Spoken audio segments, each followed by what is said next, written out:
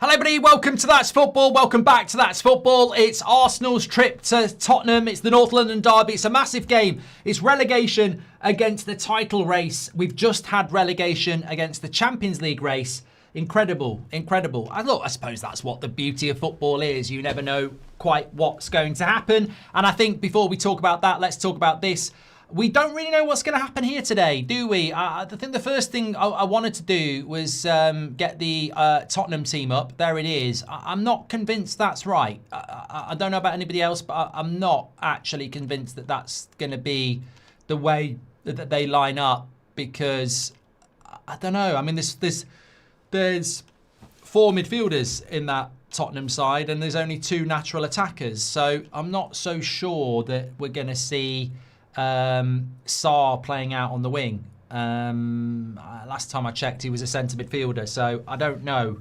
Maybe we see Palhinha dropping into the back three, and we see Sarr and Basuma and Gallagher with Mawani and Simmons. But look, that to me feels like quite a negative Tottenham team in a North London derby where we've just seen Forest attack Liverpool in the first 45 minutes, and they ran out of steam, but they played Thursday night. Spurs didn't. Maybe Spurs should be going more on the front foot. Maybe that. Look, it's hard to predict before a ball's been kicked, but it does feel like this is a Spurs side set up to counter, which is exactly the problem they had with Thomas Frank. So maybe they're showing a little bit too much respect to Arsenal. We'll have to wait and see. But Arsenal's team, as we can see, very, very strong. And yet again, you've got a very, very strong bench. You've got Jesus, Martinelli, Odegaard and Madueke all on their bench as attacking options. So look, Arsenal needing to bounce back here. But the big question mark is what are we going to get from Spurs, certainly. Big congratulations to the United States in the ice hockey as well. A little bit annoyed that I didn't get to watch that live because I was enjoying that. But Canada have dominated the Olympics for many years. So United States winning there, big result in sudden death overtime. And we saw some drama in that Liverpool game. Lots of people said, where's your match reaction? I promise you, there would have been a Liverpool match reaction if it hadn't unfortunately fell in between an impossible time gap for me to get a match reaction out and be live for this. So that's the reason. It's not bitterness. I just couldn't do a match reaction and get it out before I was live again for the North London derby, thankfully, because I would have had to say words like fair play Liverpool, stuck in it to the end. But that is a huge 3 points for them. I can't deny it. I don't think even Liverpool fans, if they are honest themselves, would expect to be where they are. And it's a kick in the nuts for Villa, and it's a kick in the nuts for Chelsea, and it's a kick in the nuts for Manchester United. But it just goes to show this league is massively unpredictable. And I think in the first half, Liverpool deserved to be losing. At full time, I think Forest deserved a draw. And at the end, Liverpool have took 3 points. They're level on Man United. They're level on Chelsea, and they're 6 points behind Villa. And it's the top six. No one's going to catch the top six. That gap down to Brentford is 5 points. No one's going to catch those top six. It's just going to be what order it's going to be in. But Arsenal are top by 2 points. Man City won last night. We know Man City will have a game in hand at the end of this game. If Arsenal draw and Man City win that game in hand, they'll be level on points and Arsenal have got to go to the Etihad. So Arsenal have to win to hold on to any semblance of favouritism for this title. They still have it in their hands. Go to the Etihad and don't get beat would still keep them on top if they keep winning games. But Spurs today, Chelsea next Sunday, they have to win both. Otherwise, I think it's very, very much Man City's title. So, huge game for Arsenal. I have to say, Robbie went with an Arsenal win in our Premier League predictions. I went with a Spurs draw. I'm probably less confident about that now than I was on Friday. And I'll tell you for why. I actually expected, as I said, a little bit more of an attacking output from Tottenham, but I might be reading their team wrong. I might be reading it wrong. United fans are in meltdown, says William. Mate, you do realise if we win tomorrow, we're 3 points ahead of Chelsea and Everton and only 3 points behind Villa. think Man United are in a good place. I ain't worried. And you've got to come to Old Trafford. So I'm not worried about United. I'm just like, you know, we've had a good weekend. If you'd have said to me that Chelsea would draw at home to Burnley and Villa would draw at home to Leeds and Liverpool would need a late winner against Forest, I'd have took that. So, yeah. I've cleared my Thursday evening just in case I suggest you do the same, says Nicholas Smith. No, we're not. We're going to be in the Champions League. We're going to be in the Champions League. We're going to stay positive. Anyway, on to this game. Bod says, I think Spurs are going to win today. Marco says, I think Spurs are going to win today as well. Yeah, I mean, look, I think the power of a new manager is quite a big thing. And I think the reason I think Spurs will get something, even though looking at the teams, it might not look like it. I think the reason that Spurs are going to get something is because, well, three reasons. One, new manager bounce. Players need to put it in a response. Two, relegation battle. There's an opportunity with Forest losing and West Ham drawing to get yourself into a strong safety position. And three, this is your biggest rival. I mean, famously, we know that Spurs have lost games to stop Arsenal winning the league. They don't need to lose a game here. They need to win a game to stop Arsenal winning the league. So I would expect to see a Tottenham performance. If you can't raise yourself for this game, I don't know how. I think they're getting relegated because new manager, don't want to get relegated and can stop Arsenal winning the league. I mean, there's a hat trick of reasons why we should see Spurs turning up for this today. Whether they'll do it for the rest of the season or not, we'll have to wait and see. But I am intrigued by Tudor. I mean, a lot of people have said many things about how he's played in the past. It's how he plays here. Just because he played a certain way in the past doesn't mean he's going to come here and play in a certain way as well. So I think there's enough motivation for Tottenham to get a result today. And there's enough motivation for Arsenal. And one thing we must consider, and it's probably a huge positive that he's not available, is that in a game like this, how's the referee going to referee it? In a game like this, what's Peter Banks, the referee, going to do? Because if red cards could be very, very much a thing in a game like this. So, yeah, lots to keep an eye on. Spurs are woeful. There'll be no bounce here, says Constantine. And as Chris says, I think no Romero could be a plus for Spurs. Yeah, I agree.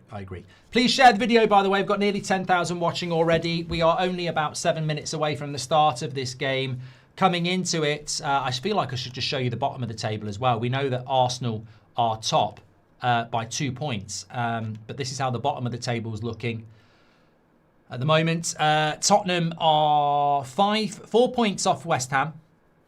A draw would put them 5 points ahead. A win would put them 7 points clear. I don't think West Ham make a 7-point gap, by the way. So for Spurs, the incentive is a win puts them ahead of Leeds. So, yeah, it would be a big result for Spurs to go and win. And I think they're capable of doing it, but they've got to put in the best performance of the season so far. Who do you want to go down? Well, who do you want to go down? Tell me in the chat. I'll read some out. I don't massively care. I suppose the question would be, if Forest go down, do we get Elliot Anderson? Forest. If Spurs go down, do we get Bergvall? Spurs. That's the only thing that benefits me. I don't really care who goes down. I think whoever goes down deserves to go down, don't they? I don't really have a preference. All I would say is if Spurs go down, it will be the biggest relegation I've ever experienced. I mean, this is a team that's in the Champions League. They won the Europa League last year. Full of talented players. But, you know, nobody's too good to go down. Rajaf says, I swear to God, Mark Arteta wants to bottle the league. I knew you'd be here. He says, how the fuck do you put Madueke and Odegaard on the bench? Eze just because it's Spurs. Maybe. I mean, look, I think that's a big call by Arteta to put Eze in the team. He's not played very well recently. There's no doubt he's a very talented player, but he hasn't played very well recently. And it's a big call in a very big game. Maybe he's looking to just play with a little bit more flair, a little bit more speed. Because obviously Arteta, Odegaard is a good player, but can be a little bit pragmatic. So, yeah. But I think Arsenal, we spoke a lot about Spurs, and we don't know a lot about Spurs. We don't know how Spurs are going to approach this game. From Arsenal's point of view, I think they've got to move the ball quickly. Draws are no good for Arsenal anymore. And I think there's been a lot of games this season where Arsenal sort of like go, we know it's going to be tight, but we back ourselves to score a set piece or something like that and keep a clean sheet. And as we saw against Wolves, you're 2-0 up and you can see 2 goals. So the defence is vulnerable. I don't think Arsenal can go into games anymore just thinking we'll get a goal and we won't concede. I think they've got to try and score more goals. And to do that, they've got to move the ball more quickly. Now, Vicario is a weakness on corners. We've seen it time and time again. So I think from Arsenal's point of view, they've got to be more expansive. If Spurs score first, they'll sit back. So I think Arsenal have got to try and be more on the front foot here. They've got the better team. There's no doubt about it. Arsenal got the better team and the better bench. But that doesn't always work. And remember, this is a derby. So it's a great leveller. What are your thoughts on Liverpool's season? I'm a Liverpool fan and was wondering what a Man United fan would think. Well, it's just going to come across as bitter now, isn't it? But I actually thought Liverpool was shocking in that first half. That's lovely. Look at that view there at the Tottenham. I mean, it's a lovely stadium. And it's lovely what they've done there. But no, I thought Liverpool were really bad, considering they'd had the break and they had Chelsea and Villa dropping points yesterday. I thought Liverpool might come out with a little bit more intent, but you were a better team without Gakpo and Salah on the pitch, I'll say that. But if I was Liverpool, I'd be worried about West Ham next week. I think Liverpool let everybody have a game against them at the moment, and I think they will drop more points. Spurs, the planet needs you right now. Bring joy and happiness to us, says Ralph Winner. Arsenal are going to bottle it, says George. Well, that's not a tifo, is it? Someone said that's a great tifo. That's not a tifo. That's just people holding up different things to make a pattern. I think I'm right in saying that.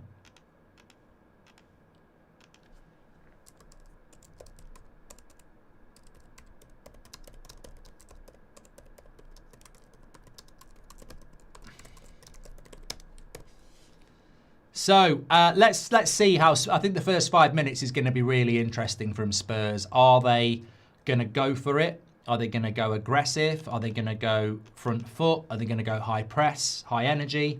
Or are they going to sit deep and look to counter? Is it a tactical approach from Tudor? Or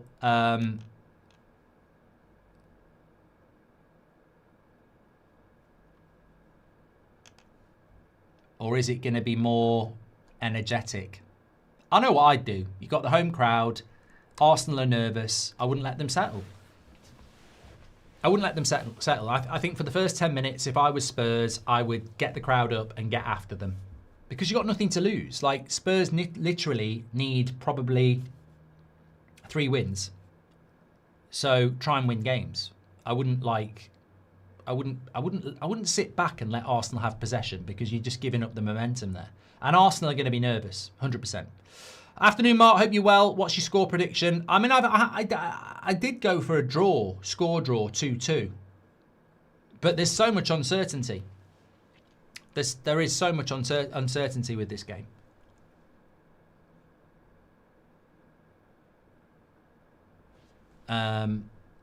Because we just don't know how Spurs are going to approach it. Look, there is a train of thought that maybe he'll go and think he can get a draw here.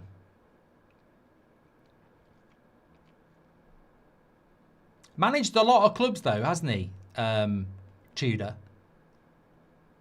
He's managed a lot of clubs. Bloody hell.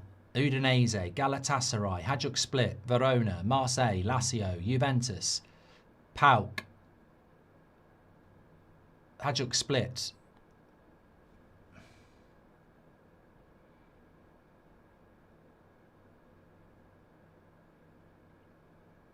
Played 110 games for Juventus.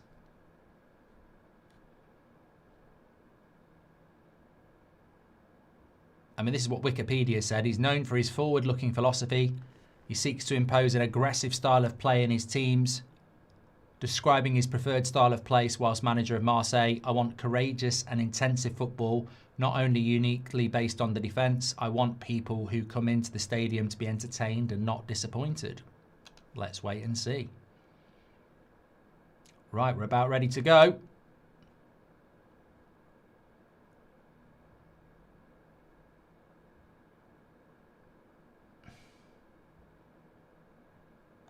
And there we go.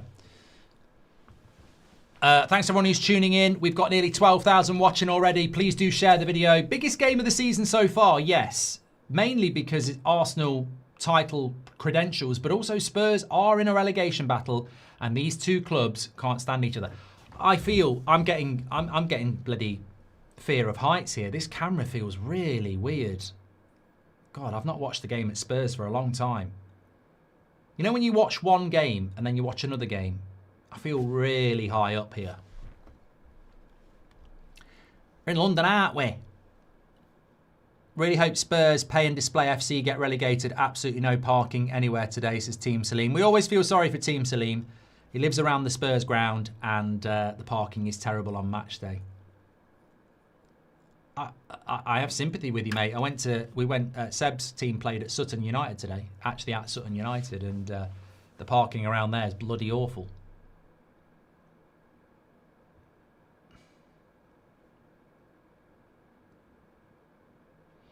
But what we're looking at here is Spurs' intensity and, to a certain point of view, Arsenal's as well. And looks to me like Spurs have started here a little bit like they did at Old Trafford. I mean, Sarr is playing off the right as well. So they are playing with that three. So, looks like it's a back four as well. Although Palhinha there, hard to tell. Hard to tell at the moment. Sarr is playing off the right. Simons is playing to the left. Gallagher and Basuma are definitely central.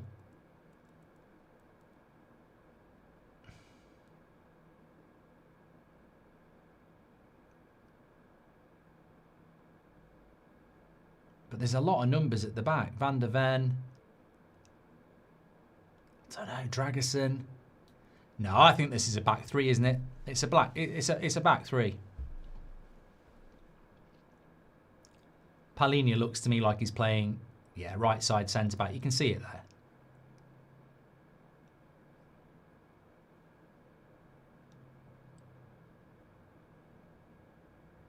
Yeah, Palhinha, Dragusin, Van der Ven.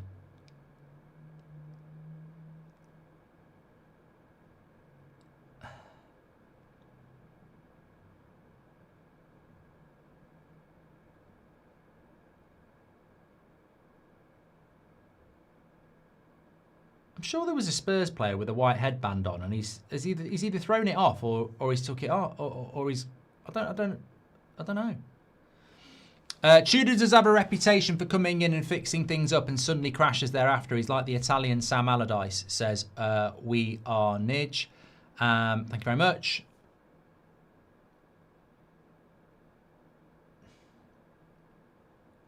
There was definitely a Spurs player running around with a white headband on, wasn't there? Am I mad? Gyökeres! Dragusin clears it away.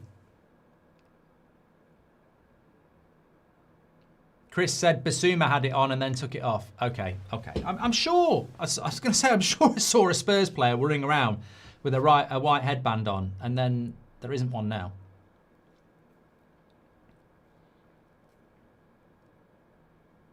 I'll tell you what, Gyökeres' header was quite good there, but Dragusin obviously blocked it.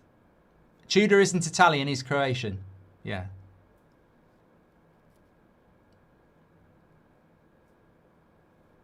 Did I say he was Italian? I don't remember saying that. Then again, I've said some weird stuff today. Martinez plays up front for Fulham. Declan Rice plays for Liverpool. Sesko plays for Arsenal.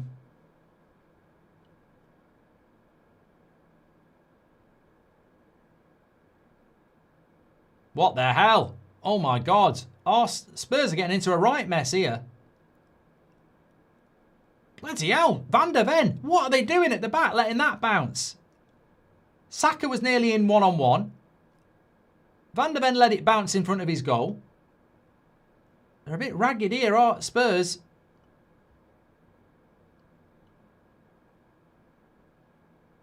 Oh, one of the super chats said he was the Italian Sam Allardyce, sorry.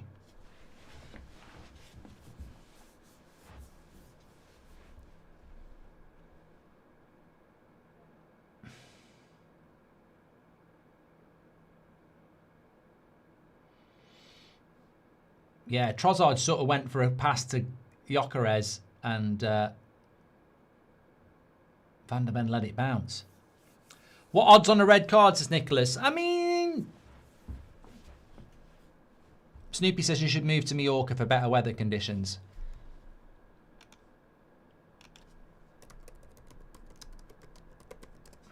"16 degrees at the moment in Mallorca.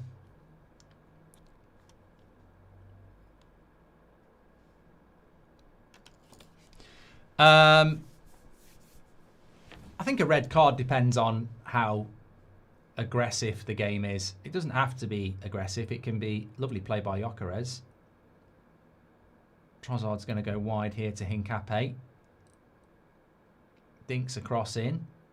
Spence clears it, but Timber's there. It's a good start, this game. Good intensity and speed to it.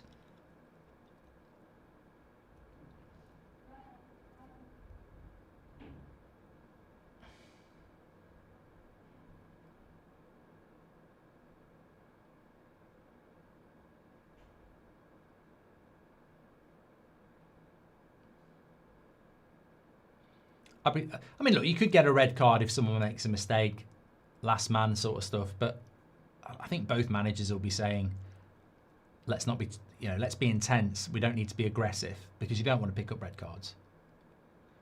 Finn says Spurs look a little bit woeful here. Well, this is always the thing, isn't it?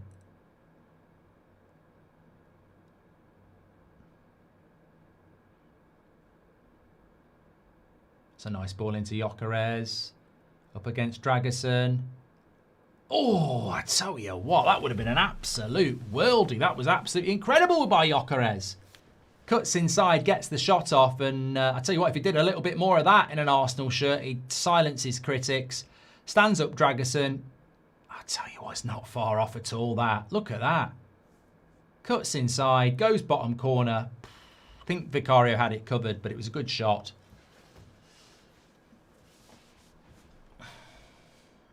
But remember, even if Arsenal go in front, we've seen in recent games. I don't know, what's the hold-up in play here?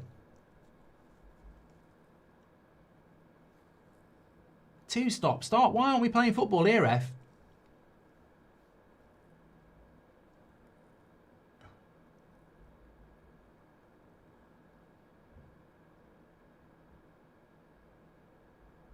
Oh, for fuck's sake. Technology.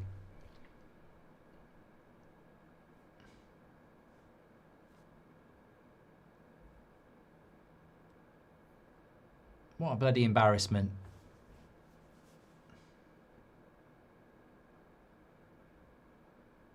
Don't you just love how stop-start the Premier League is?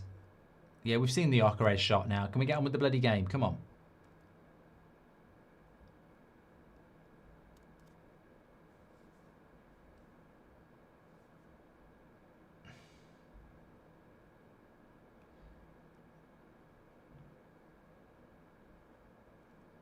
Communication problems for the referees. Best league in the world.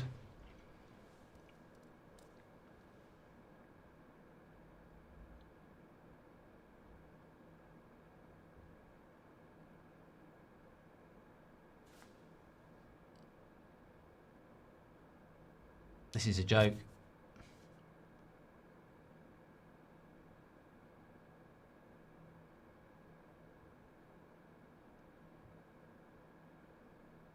It's embarrassing. Biggest game of the week, and they fucked it up on technology.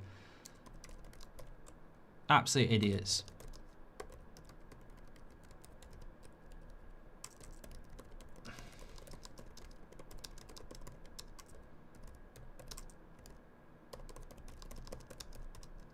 Yeah, we've seen this goal already. We've seen this chance already.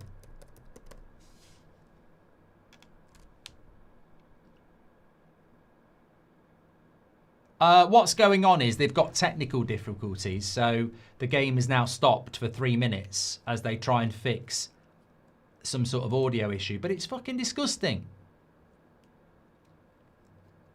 This is high-end sport. You can't stop players playing for this period of time when they've only played for 7 minutes. Somebody could easily go and pull a hamstring now because you've just had an intense 7 minutes, and then you stop it, and then you start it.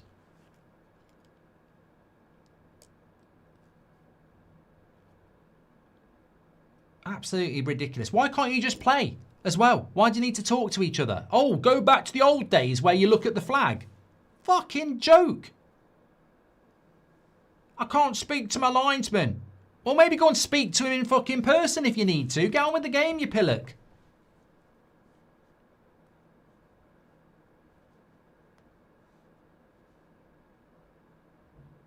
Madness.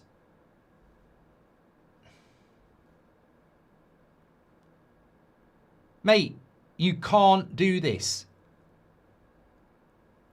You can't just stop a game of football for 5 fucking minutes because your battery's gone out. This is high-end professional footballers who've been running around for 7 minutes and now you've stopped them. And the injury risk is going through the fucking roof.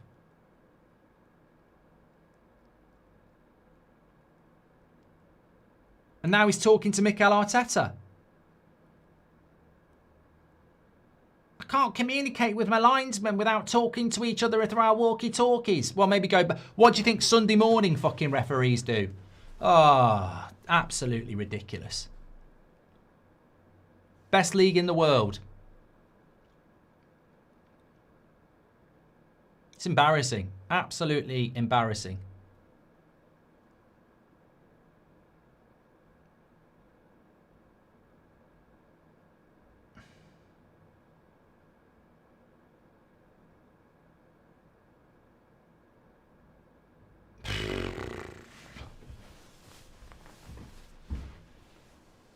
Turn it off and on again. Valid says, Ibi Ashraf says hi. Overall thoughts on Xavi Simons. I think he's a good player, Valid. I think he has been a good player, but obviously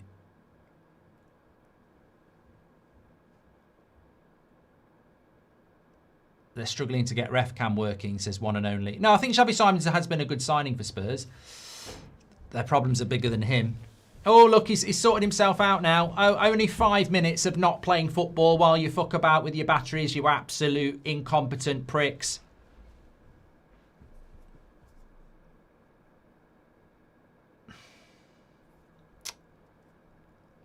Dart says it was actually 7 minutes.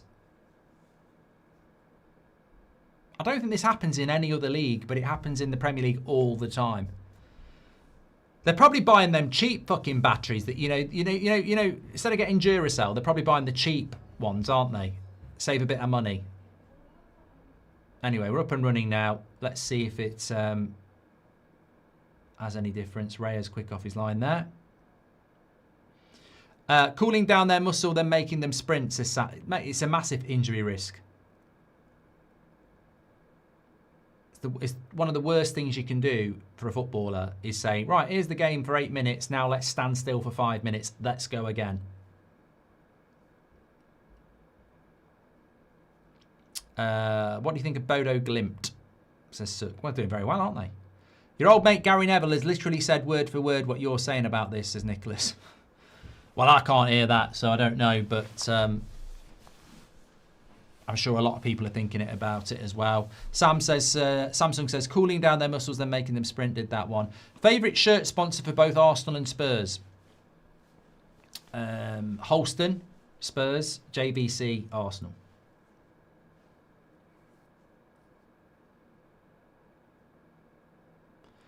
Well, it seems to have benefited Spurs a little bit. Having a little bit of the ball now.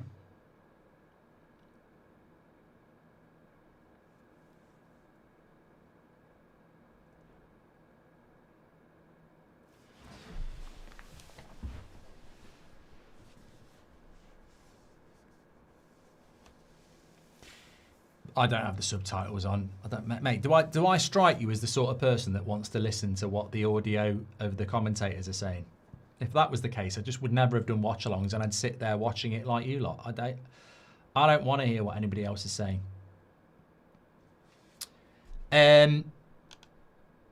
Wow, 17,000 watching already. Absolutely. Well, that just shows you the massiveness of this game. Relegation against title in a North London derby. And we mustn't forget, Arsenal's priority is to win the league. Of course it is. That's why they need to win here. But they'll take great satisfaction in heaping pressure on Spurs in a relegation battle. Good play by Spence there, but ultimately doesn't keep hold of it. I've noticed how Trossard is playing very central. Gyökeres, Dragusin does very well. Thought Vicario should have come for that.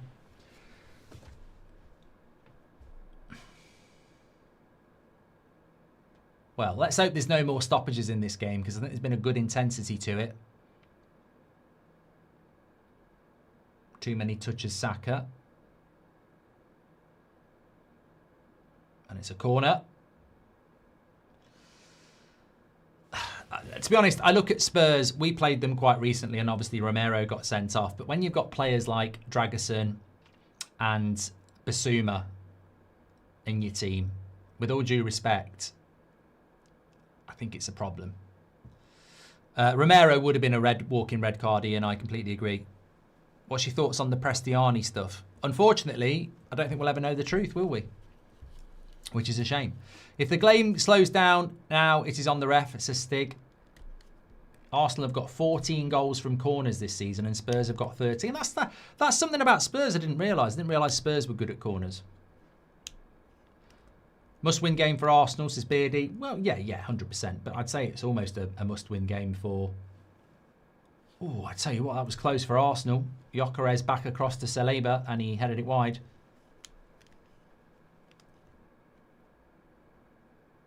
But at some point, there must-win games for Spurs, of course.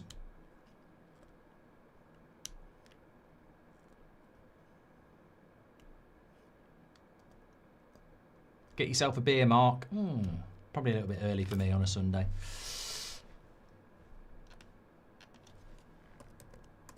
Well, it's hard to say whether it's been a good start or not, because technically we've only had 10 minutes. Obviously 17 minutes, but we had about a 7-minute break while they changed the batteries.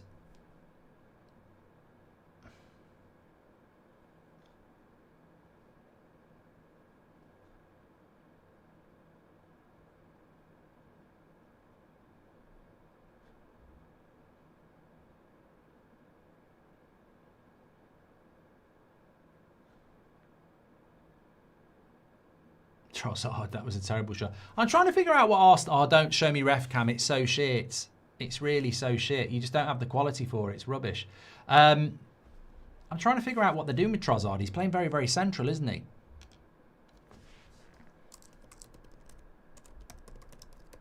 Which means Eze should be pushing out to the left. But he's not. They're almost not playing with a left winger, are they? Trossard's really central. And so is Eze. So, answers in the live chat about that.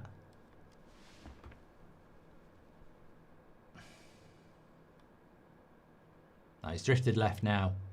It's almost a fusion, isn't it? They're using him in lots of different ways.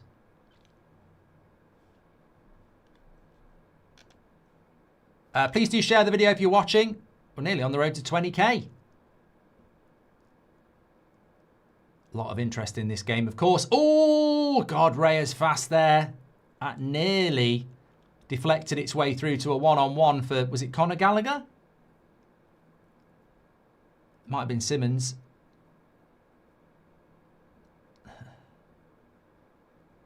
Tell you what, Raya covers the ground very quickly there, doesn't he? He's second to getting that. Yeah, it's Conor Gallagher.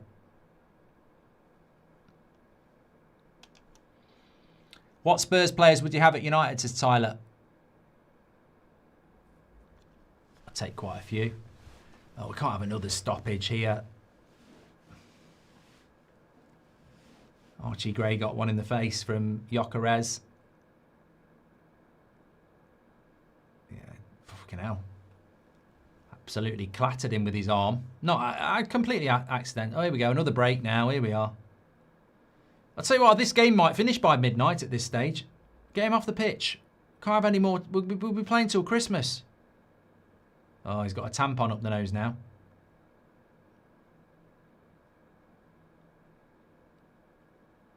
Yeah, we're playing on anyway. Carlos says, how much did City pay the ref to kill AFC's momentum? Mrs. Stone says, Simon seems overrated. It's hard to be a one-man. It's hard to do it on your own in any Premier League club. You put him in an Arsenal team, he'd be a good player. Lovely ball by Rice. Foul on Saka.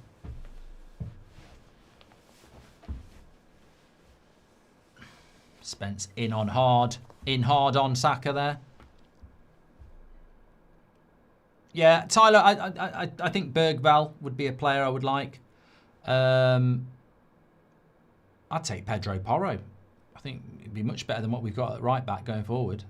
Oh, mistake there. Here's Simons. He should have passed that.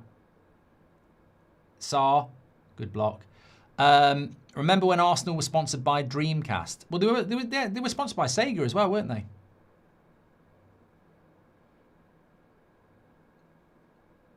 Well, Spurs have got to use this, haven't they? They've got to play with this intensity. They've got to attack. Red catches that. Rolls it out. Trossard into Gyökeres. And he's not going to get there though, is he? Because Basuma's there to cover. Man United need Champions League football next season, says Aman. But if we get it, we'll need 7 or 8 players. Glazers won't do it. We will be the Tottenham of next season. Could be.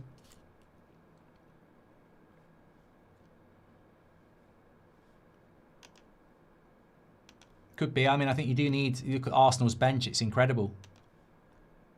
Kepa, Calafiori, Lewis Skelly, Madueke, Martinelli, Mascara, Norgard, Jesus, Odegaard. Incredible depth. I don't think that was a foul by Spence.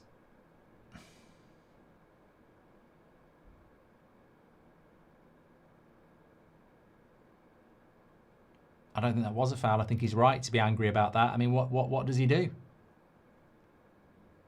That's just a shoulder. I mean, referee, come on, that's just a shoulder barge. You can do that. Incredibly bad refereeing there.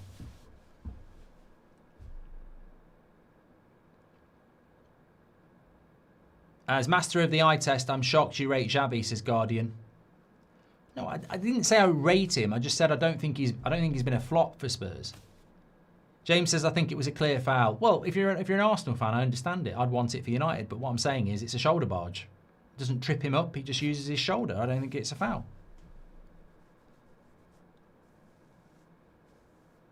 We saw numerous tackles like that in the Forest game, and Anthony Taylor let them go. No one's going to get on the end of that.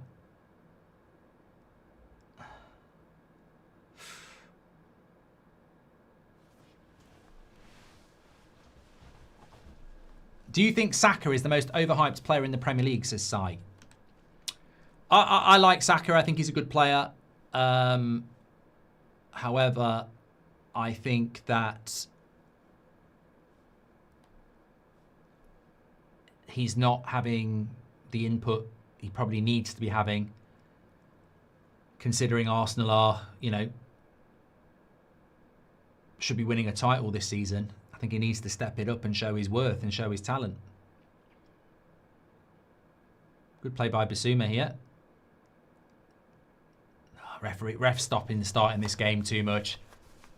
As a neutral, I'm not happy with this referee. He's stopping and starting it way too much. Let the fucking game flow. Don't be stopping the game for little shoulder barges. I mean, is this a foul on Basuma? Not really. Just play on.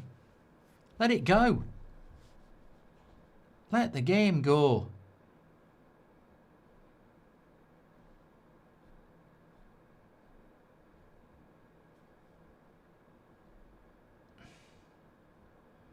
Bit more intensity from our Spurs, though, which is good to see. Game's getting stretched a little bit more.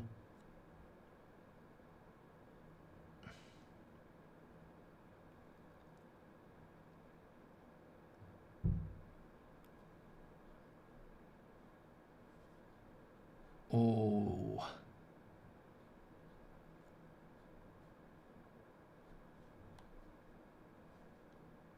Sorry, lost my live chat there. If we could get Gallagher on discount, should we, says Mrs. Stone. I don't think we'd look at that anymore, no.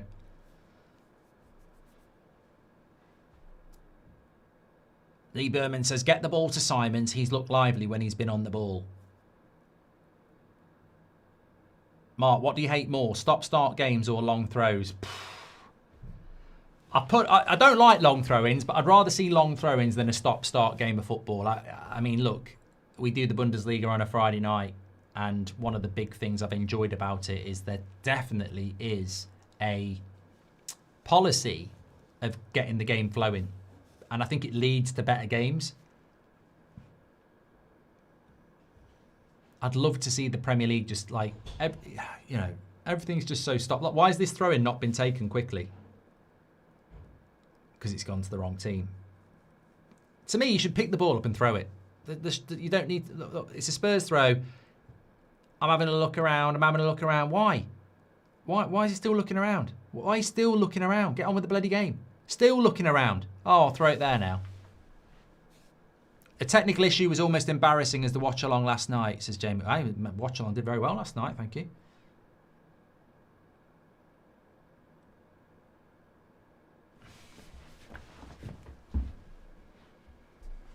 What I hate about long throw-ins and how you defeat long throw-ins is by improving stop-start football. You should not, every throw-in should have a 10-second rule.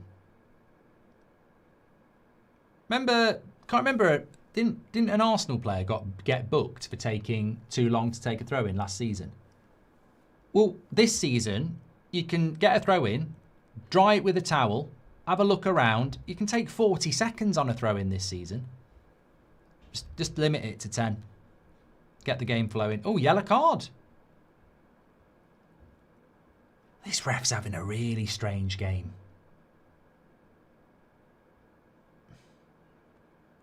Don't really think that's a yellow card in a North London derby, do you?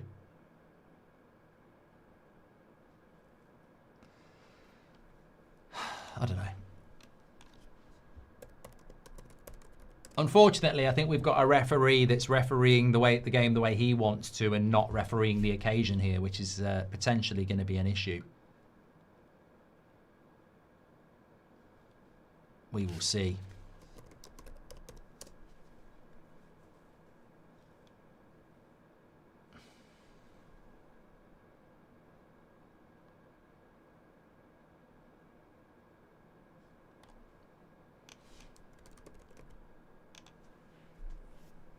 Nice ball to the back. Dragerson.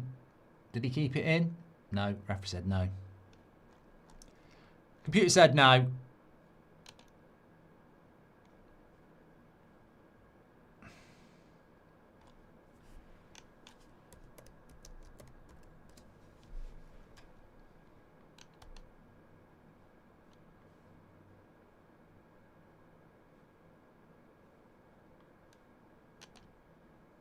Please do share the video, by the way. Thanks everyone who's tuning in. Bit of a slow start to this game. I think the players are having a go. I do think the players are having a go. I just think the referee is, and obviously the technical difficulty is, it's just been a little bit stop-start.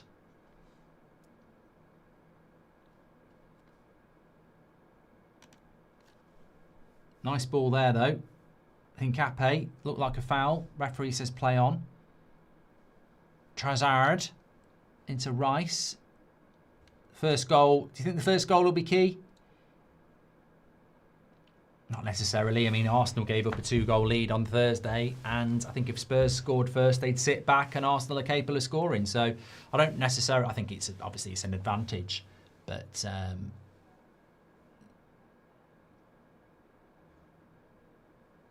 Yeah. How come you were delayed for the City match, says CL Weir? I was watching the Winter Olympics.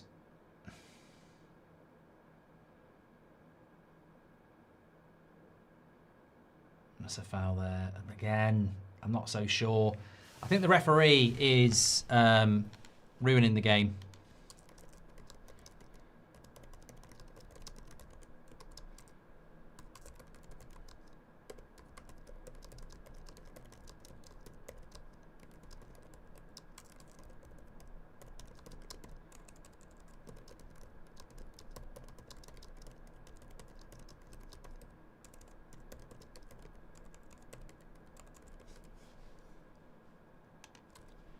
Yeah, he's out of his depth. They should have given the... I mean, as bad as I think Anthony Taylor and Michael Oliver are, at least they've got experience of big games. This referee's ruining it. It's too big for him. The game's too big for him. Give him Brighton, Brentford. He shouldn't be refereeing a game like this.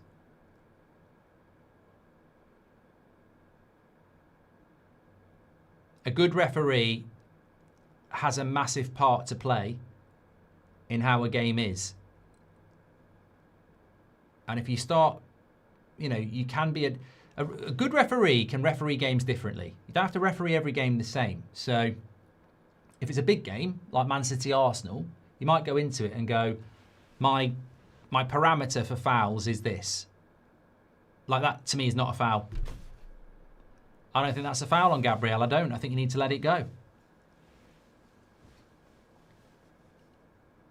You just set your barrier higher. You go, right, I'm not going to give soft fouls. And you speak to both captains. You say, look, soft fouls, I'm probably not going to let it, you know, leave it.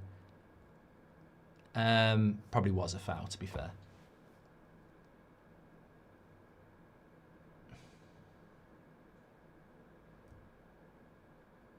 I mean, it's also a North London derby as well. Like, why would you not want it to be a little bit tasty? Ref stopping every minute. Ref of the year for sure, says Amit.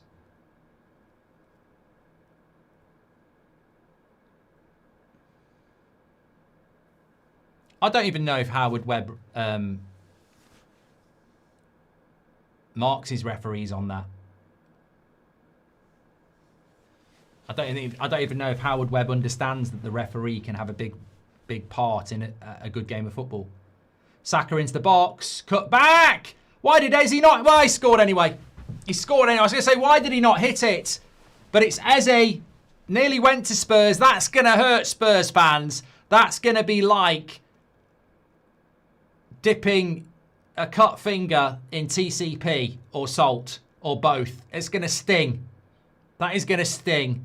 They were that close to signing Eze. He scored at the Emirates twice, I think. He's gone and done it here. He could have hit it first time as well. David says Eze versus Spurs is the scariest version of players.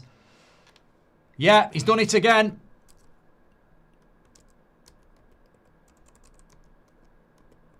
Masterstroke by Arteta, maybe. Well, this opens the game up nicely now, doesn't it? Spurs have got to have a go. I mean, I've got to say, from my point of view, either or scoring is probably a good thing because it makes it a better game. And Saka gets an assist for that, I presume. Got a little bit of luck against Sarr here. Yeah, he did get a little bit of luck, but you buy your own luck. I don't know why he didn't hit it first time, because he ended up smashing it in with his right foot anyway. I mean, he should have hit that first time. I don't know what he was doing. But he definitely hit it second time. You don't save those. 1-0 to Arsenal then. Little bit of fortune for Arsenal. Saka was a bit lucky to get past Sarr, and Eze was a little bit lucky to get a second bite of the cherry, but it is 1-0 to Arsenal. Massive game this. Massive game this. Spurs are facing relegation. Arsenal are facing bottlers in the league. They have to win, both teams. They don't like each other, both teams. And it's 1-0 to Arsenal after 33 minutes. Game on. There's a lot more to come. And now it's a mistake by Rice. And it's a goal for Spurs! Oh! Declan Rice with a mistake. And there's a goal for Mawani. 1-1. Game on. Literally just said it. The bottle begins. The chat start talking about bottle. And it is 1-1. Unbelievable. The worst time to lose concentration is when you've scored a goal. And Declan Rice, of all people, has completely and utterly dropped the ball here. They get themselves in front. We know the game's gonna ebb and flow, but we don't expect that straight away. An absolute joke at the back by Declan Rice. What is he doing there? I mean, I don't know. That's very, very surprising from Declan Rice to do that. He's sort of got it. Ignores the pass. He's trying to take people on in his own fucking... But I mean, I'm massive fan of Declan Rice. Huge fan of Declan Rice. But what is he doing trying to take people on in that area.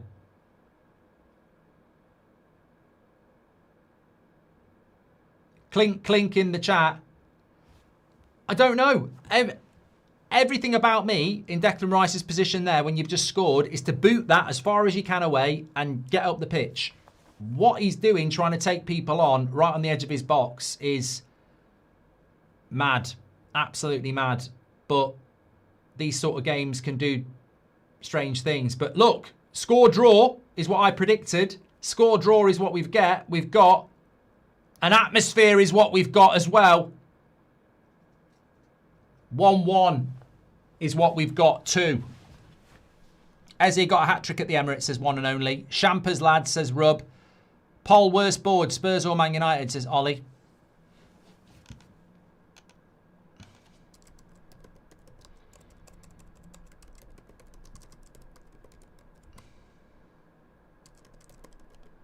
Game on.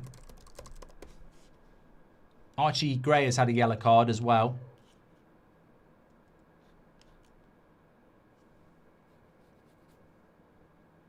Still probably got, well, we've got 10 minutes to half time, but I'd say we've actually only had half an hour because that battery shit linesman was definitely 6 minutes. So we've still got about another 15 minutes of this half to go.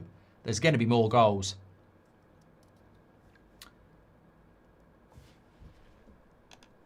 $21,000 watching. Please do share the video. Thanks everyone who's getting involved.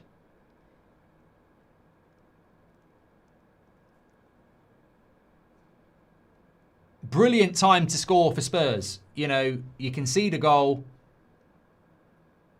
Oh no! Brilliant save for Cario. And he's given a goal kick. Saka with a big miss there. Whoever played that ball, it might have been Hincapié. Brilliant ball. Saka's through one-on-one. And in his current form, you'd probably say Vicario saving it. It's a lovely ball. Look at this by Hincapié. He's onside as well. To get that in behind Van der Ven. And he's got to score that. He's got to score that. I mean, I don't know what he's tried to go through the keeper's legs, hasn't he? And the keeper's done his job fantastically well.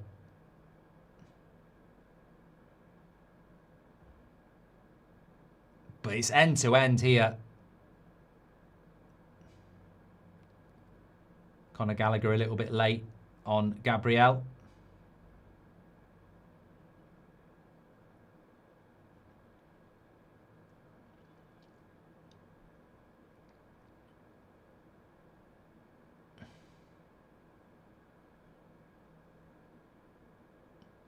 Jaden says, I hope Arsenal win the league. Don't like City. And what the fuck is Rice doing? I think Arsenal win this comfortably, says Jaden. Well, it's not comfortable at the moment. I still think Spurs are going to have to work very hard to beat Arsenal, but that goal came at the perfect time. And it's the oldest cliche in football. It's been studied. Everybody knows it. You're at your most vulnerable when you've scored a goal. And I've played the game, and I'm sure many of you have played the game. And when I've coached and when I used to play, all our coaches used to say, for the first 5 minutes after you've scored a goal, keep the ball in their half. Even if you have to boot it there. Don't let them anywhere near your goal. There's something about it. I think it's the adrenaline, excitement, maybe you drop off a little bit. But those first few minutes after you've scored a goal are so dangerous. And what Declan Rice is doing, trying to dribble out when there was a pass on and there was a long ball on, look, only he knows, but he'll be regretting it now. But there's plenty of time left.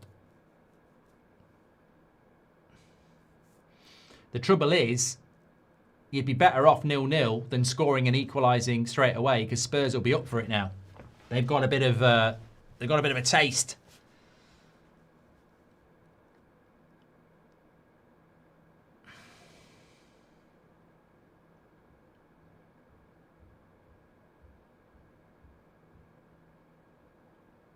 Long way to go.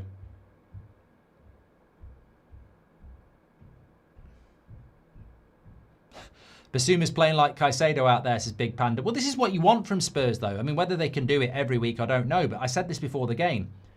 If you can't get up for this game, you're in a relegation battle. You can stop Arsenal winning the league, and it's a new manager bounce. Like, they should be performances. Ref's allergic to playing an advantage, says Multifrex. That's a nice ball in again. Sarr losing Saka, and Saka's still got it. And why is he shooting? But Timber does well. Oh, straight across the face of the goal by Trossard.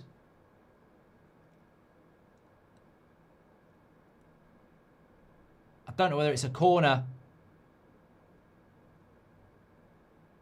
I mean, Spence does well here not to take Timber down. And Trossard seems to want a corner. I mean, I think it probably was a corner from Bissouma. I don't know whether the corner's been given. That's good defending by Spurs. That is good defending by Spurs because the way Timber was running into the box, it is a corner. I thought that, you know, a little connection there. Corner to Arsenal. They've been good at these. Vicario's not good at them, and he's blocked. Oh, I tell you what, that was there. Saka trying to do it all on his own. He's got to pass sometimes, Saka. I think he doesn't pass enough, does he? Fantastic player, but I don't think he passes enough.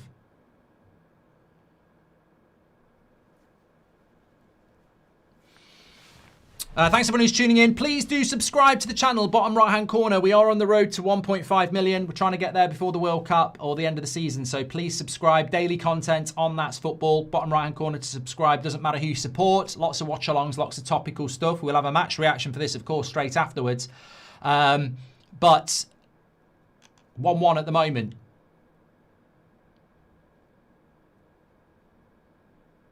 Gyökeres, Dragusin, just too strong for him there. He won't be getting a free kick for that. Who wins the Carabao final? I want the truth, says Jaden. The Carabao final is very interesting because obviously it doesn't change anything in the title race. However, it's a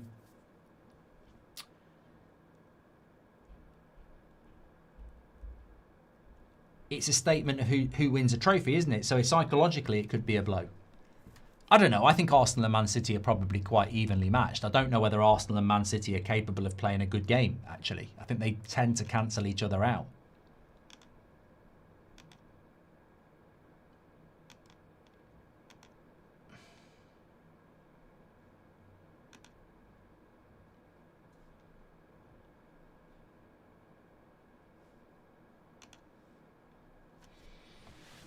Oh, God, I need a stretch here.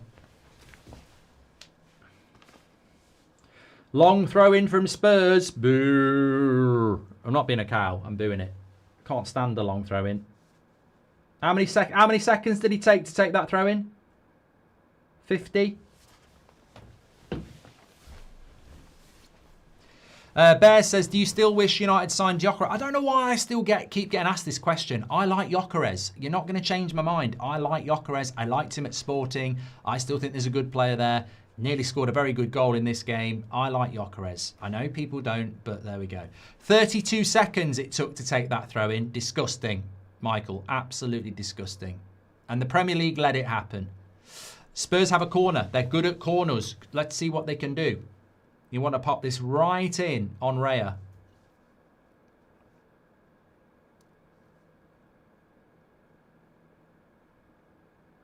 Oh no, not a very good corner.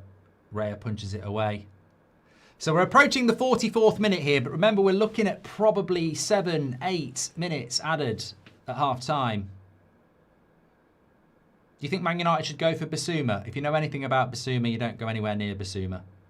Mr. Inconsistent, Mr. Late for training, Mr. Don't go anywhere near him. I think Spurs regret it, so I wouldn't be signing him. No.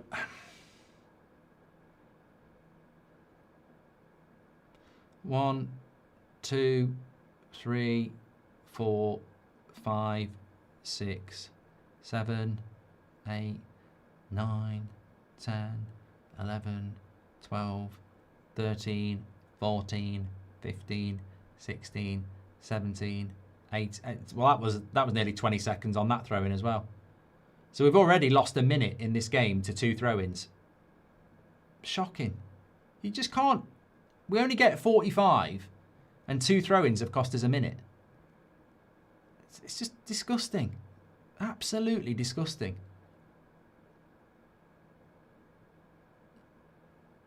They've got to bring in a 10-second rule on throw-ins. They've got to bring it in. Next season, they have to bring it in. People don't realise, if you play Brentford, 8 minutes added on, you play Brentford and they get 4 throw-ins in the first half, that's going to be nearly 3 or 4 minutes gone. People don't realise you're paying for this. We're paying for this shit. In more ways than one.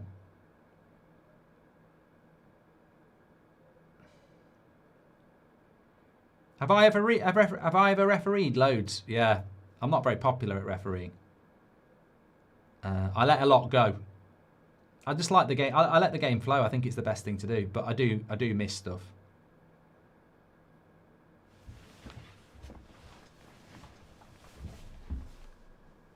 Can the Gunners think it's called long throwing because it takes ages? Says Shin.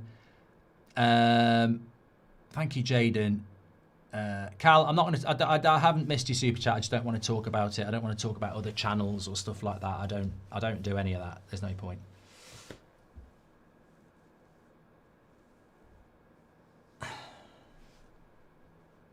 Calm says second again. You do realise they're still top of the league, mate. They're not second yet. So you're singing about something that's not actually happened yet.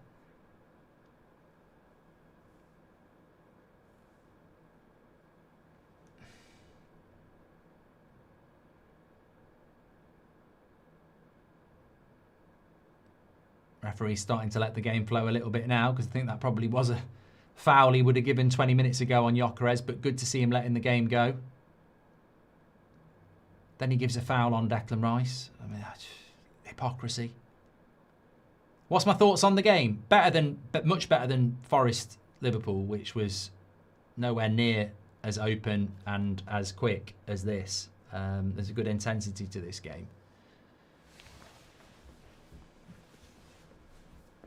I think the longer it goes on, the more Arsenal will get nervous, though, because you get the goal and then you concede straight away. That's not the behaviour you would expect from Arsenal.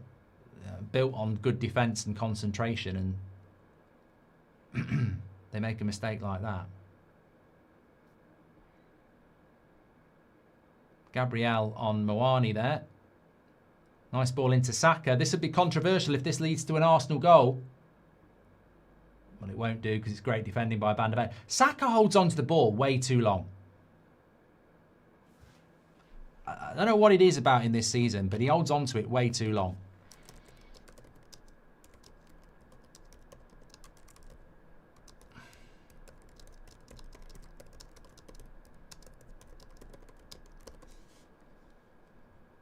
Let's have a look. Gabriel, Moani. He's only looking at Moani. I mean, it's soft.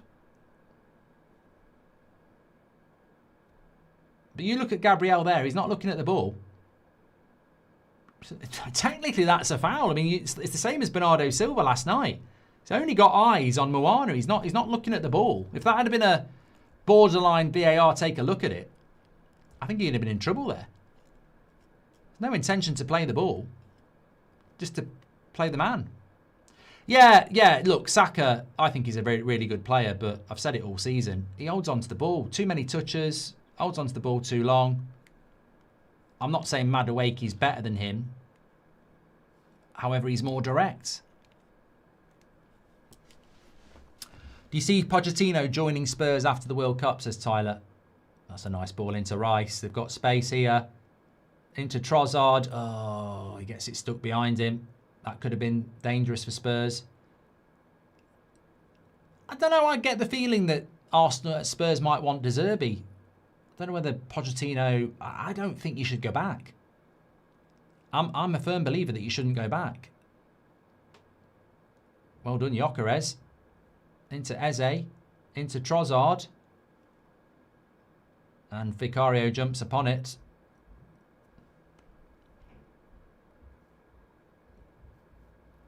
Reese says, did you love McAllister's goal today? I loved it. Oh, yeah. I fucking loved it, mate. Yeah. Never seen a better goal in my life. Look, it's a long season, mate. And I understand that that's the ebb and flow of football. But we play tomorrow night and we can go 3 points ahead of you. And you've got to come to Old Trafford. So I'm still confident that we can finish above Liverpool. Look, Spurs have had 1 touch in Arsenal's box and they've had 24 in Spurs's.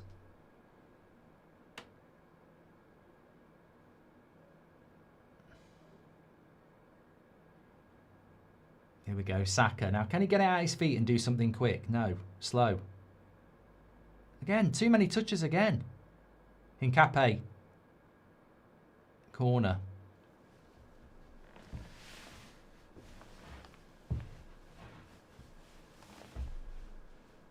Tester, thank you very much for your super chats.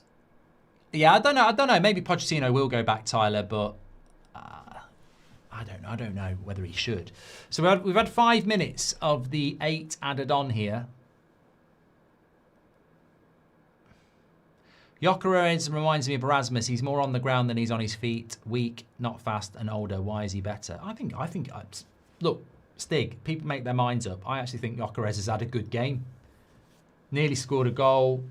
Could have had an assist. I think he's had a good game.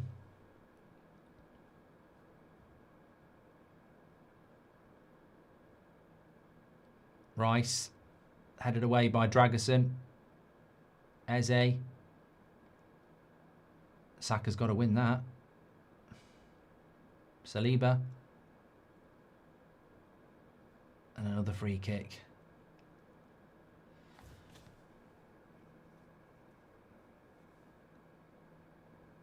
I don't do green screen anymore. Real Nexus, this is all real. Look. Green screens don't do that. Ooh, look at my skirt. No, I won't do that. No, not a green screen anymore. Could be a green screen. I mean, I could easily just take a picture of that and replicate it on a green screen, but it's not. I think those days ago, I know some people still do use green screen, but I was doing that like 8, 9 years ago. You know. The only reason I did green screen as well is because the room I did it in was tiny, and I would never have been able to make any depth of field. So, yeah, me and Draughty did a green screen studio. The ironic thing is BBC and all them lot, they do use green screen studios nowadays. Well, boring thing. Played Conor Gallagher, but he loses it. Trossard into Hincapié. We're about 30 seconds to half time here. Saint in disguise says 2 United players you will happily swap with Spurs. Porro for Delo. And I'd take one of their midfielders for Agate. Good cross, Hincapié. Saliba into Saka, into Timber. This is going to be their last attack, so they've got to do something here, otherwise it's going to be half time.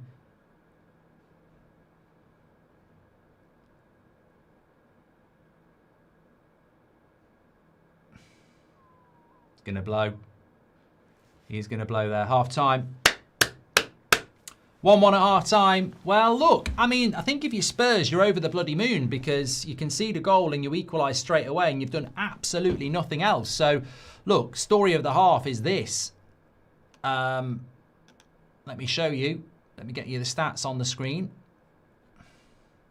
So, well, Declan Rice, the camera on Declan Rice does not surprise me at all. But look, 1 shot on target and 2 shots altogether for Spurs. 12 shots and 3 on target for Arsenal. 73% possession. So I think that from Spurs' point of view, I think that you'd be very happy with that because 1-1 in a game where you've done very little is a result. From Arsenal's point of view, I think the longer this game goes on, the more tense and nervous you get because you know you're under pressure, you know you need a little bit of luck, and you get the goal, and then you go and concede straight away. And mentally, I don't think that half is going to help Arsenal a lot because they're going to be like, even when we get in front, we're bottling it. So, yeah, I think it's a good half for Spurs. They're probably going to have to do a little bit more because if that first half replicates itself in the second half, it's hard to see it ending up 1-1. You might be in a situation where Spurs need to score again. However, as I said, the longer the game goes on, the more it gets into Arsenal's head, you know? So, interesting second half to come. A green screen wouldn't have tried to kill you like this set, though, says Multifrex. Yeah, good point. Good hot point. I think the referee's been a bit shit, but ultimately, if you watched the Liverpool Forest game earlier, God, that was a hard watch as a spectacle. Whereas I think this one, a little bit quicker, a little bit more space, a little bit more intensity. And obviously, the stakes are high. Relegation for Spurs, title for Arsenal. I predicted a score draw, but I said 2-2. And I could see that. I could see a 2-2. Spurs probably, for me, need to do a little bit better. I mean, the goal they scored, I can't remember the other shot they had. I can't remember the other shot at all. But the goal, I mean, that's just a gimme. I mean, Declan Rice in that situation, he's just got to boot it down the line or pass it into, was it Saka's feet? Why are you taking people on there? It's a rush of blood to the head, and it's cost them dearly. But these mistakes start to count up, and this is why people start using the B word against Arsenal, the bottle word, because you look at the Wolves game, Raya coming for a cross he doesn't need to come for, and Rice taking people on the edge of his box. These are the sort of mistakes that start to cost you a title. I mean, that's cost Arsenal 2 points on Thursday night because Raya comes for a cross he doesn't need to. If Rice costs them another 2 points, that's 4 points dropped on mistakes you don't expect from experienced players. So they start to add up. But look, we've still got 45 minutes to go. I think subs are going to be very interesting. Even if Arsenal get in front, I still think he's going to have to use his bench. And look, I'm a big fan of Saka. I am a big fan of Saka, but he holds onto the ball too much. He holds onto the ball too much. What are your thoughts on Spurs and their new manager? Yeah, it's not a new manager bounce in the sense of the word, is it? And what I mean by that is, if you look at Forest against Liverpool, first half, there was an intensity, a determination to get up the pitch. They spent a lot of time in Liverpool's half, and they were clearly going to feed off the energy of a new manager and a home crowd. Spurs have obviously consciously decided they're not going to do that. And that might be the right thing to do. But I think they've come into the game and gone, I want to be competitive, but let's be organised. And they've certainly not attempted to go high up the pitch. They've certainly not looked to engage Arsenal high up the pitch. They've basically given up half of the pitch. They're letting Arsenal walk up to the halfway line before they engage them. So, look, is that the right or wrong thing to do? The result at the end of the game will dictate that. I think there was an opportunity to maybe get after Arsenal a little bit. And look, if we're being completely honest, it would be 1-0 to Arsenal and we'd be having this conversation if it wasn't for Declan Rice. They've had one shot on target, Spurs, and that was the goal. So if Declan Rice doesn't make that mistake, it's 1-0 and we're going, what's the game plan from Spurs? So, yeah. What do you think about Sheffield Wednesday being the earliest team ever relegated from the Championship, says Wreck-It Ralph? Well, I don't think it's a point, is it? I don't think it's a conversation because they had a massive points deduction. So they're always going to get relegated. It was just a case of when and not if. Bloody hell, Celtic did lose to Hibs and Rangers did draw to Livingston. I actually thought they'd both come back from that. So very interesting in the Scottish Premiership at the moment. 6-point gap for Hearts with their win. Celtic do have a game in hand, though. I still don't think Hearts will win the league, but another bad day for the Glasgow clubs. That's probably because Celtic were playing on, and it's Rangers against Celtic next Saturday as well, next Sunday. So if Hearts can win at home to Aberdeen, interesting. I think everybody in football, apart from Rangers and Celtic fans, wants Hearts to win the league. I mean, there's a question. When was the last year somebody won the Scottish Premiership or the Scottish top division that wasn't Rangers or Celtic? I'm thinking it might have been Aberdeen.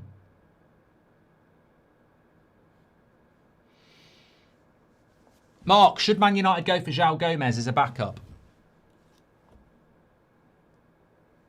What, from from Wolves. Oh, I'd rather probably go for somebody else, to be honest. I mean, I don't mind it, but I think you've got to buy a better second midfielder than that. Like, if you know, I don't think Elliot Anderson and João Gomez is going to revolutionise Man United's midfield. But if he was the third option, I'd be okay with it. Look at the penalty Rangers weren't given today, says Gregor. He's not happy. And thank you very much for that. Appreciate it. Who's got the worst board? Tottenham 42% and Man United 58%. Yeah, it has to be Man United. I mean, Spurs board haven't done a great job, but at least they built a stadium and there's not loads and loads of debt. Do you think Man United should sign Bissouma? That's the second time. You know what? I can't stand football fans like this. Do your homework. No, we fucking shouldn't buy Bissouma. He's been absolutely shit for Spurs. He's had loads and loads of disciplinary issues. Shouldn't be anywhere near anybody's transfer fucking requests. No. You're just doing it to rage bait me, and it's annoying me. Man United should go for Ronaldo, I think. It'd be a great replacement for Cunha. Okay, I'm going to try and avoid idiots now. Apologies. I have to take the L on that. Which way do you think this is going to go? I think Arsenal will score again, which means Spurs need to score again. My pre-match prediction was 2-2. I certainly don't think it's out of reach for Spurs to get a result here. I don't think they can. I think they've got to be a little bit more on the front foot, though. Andre Gomez says, if Spurs went down, who would you sign from their team? Bergvall, Vuskovic, Porro, Van der Ven, Gallagher. Yeah. How's your back, Mark? Says Billy. Up and down. Not because I'm doing anything. That makes it sound like I'm shagging. No, it's good days and bad days. You know what it is with my back? I haven't figured out what's good for it and what's bad for it. I'll have a good day, and then I'll do something, and then I'll have a bad day. I think when I play pool, it's bad for it. But I just can't figure out like what makes it good. And I need to go and see somebody about it, don't I? Is it a chair thing with the back? Well, I've got a rigid back at the moment, so it doesn't move at all. And I'm starting to think maybe it'd be better if I let it loose a bit. I don't know.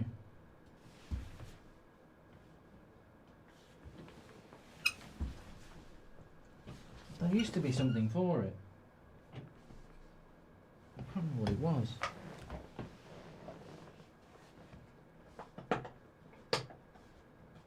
You got me thinking now.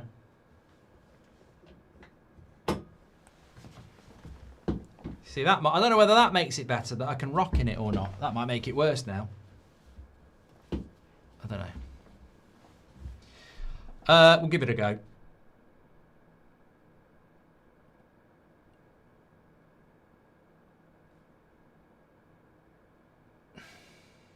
But we must remember in this game that Tottenham are in a relegation battle and Arsenal are in a title race, and it's nearly March. You're running out of games. People are hot on your heels. You have to go for it. So I think that there's got to be a push from both teams in the second half, because the psychological nature of losing this game or dropping points in this game could damage certainly Spurs.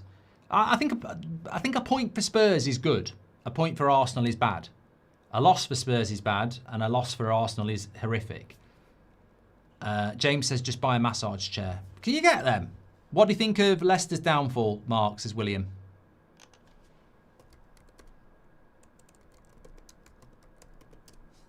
You can get massage chairs. £1,000?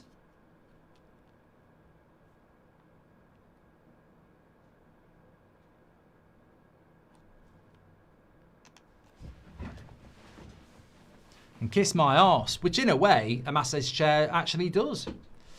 Thank you very much, James. What do you think of Leicester's downfall? Says William. I'm not really well educated on it. I think they've had a points deduction, haven't they? which doesn't help. But, you know, look at the teams that got relegated from the Premier League. Luton fell like a stone. Leicester haven't done very well. I don't think Sheffield United have done particularly well. Ipswich are doing okay.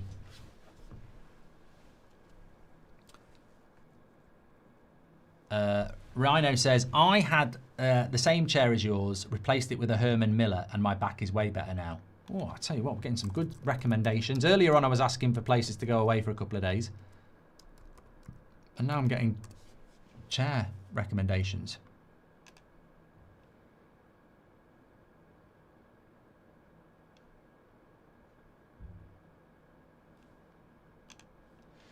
What's your final score prediction, says Chewy. I'm going to go 2-2. Yeah. What about the old dining room chair? They're long gone. Long gone.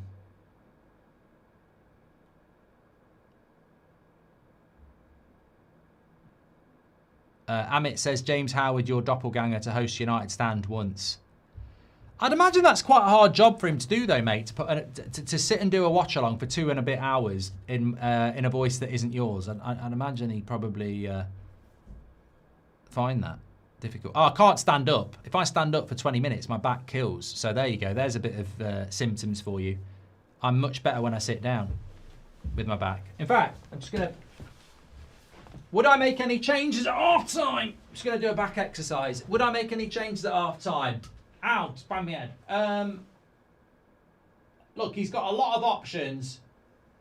Oh, he's got a lot of options on the bench. But they're attacking options, aren't they, for Spurs? But Arteta has got some really big options on the bench. I'd like to get Madueke on, but he'll never take Saka off, will he? He plays Saka when he's injured. So he's never going to take Saka off. But I think Madueke would be interesting. I do think Gyökeres is doing quite well. I wouldn't be looking to take him off because Dragusin and Van der Ven are so physical. Jesus would struggle with that. So, yeah, I think Madueke would be somebody I would like to bring on, if I'm being honest. Yeah. Oh, God. I think the key for me is movement. Yeah. Landman is good, Rajaf, yes. I'll tell you what I'm really enjoying at the moment. I really enjoyed the Duncan Egg Game of Thrones series. Surprisingly better than I thought. Yeah, really, really impressed with that. I really... You know, like, world of stuff that was good. Star Wars, Lord of the Rings, tends to be quite shit. I think Duncan Egg is really good Game of Thrones. And it gives me hope that they can create a lot of good stuff from that Game of Thrones world. Also, Under Saltmarsh on Atlantic's very good as well. The only problem is that they only do one a week. I prefer to have all the episodes there.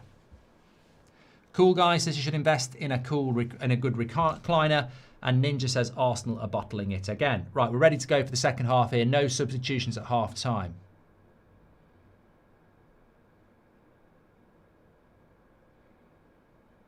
House of the Dragon, yeah, second series was crap.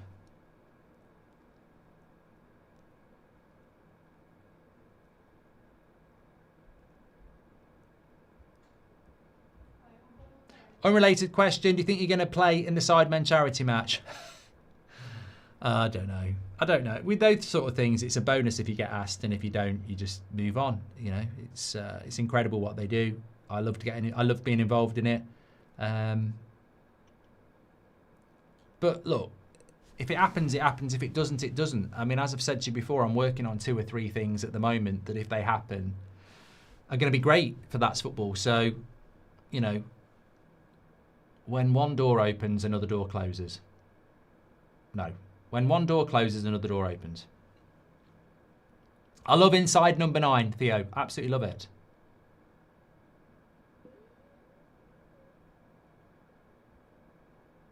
Come on, ref. Oh, he's done it again. They're fucking about again. What have you been doing for 15 minutes? 15 fucking minutes you've had, and now you're pissing about with your wires again. What have they been doing? Having a bloody Tommy tank? What have they been doing for 15 minutes that we're now sat waiting again? Absolute idiots.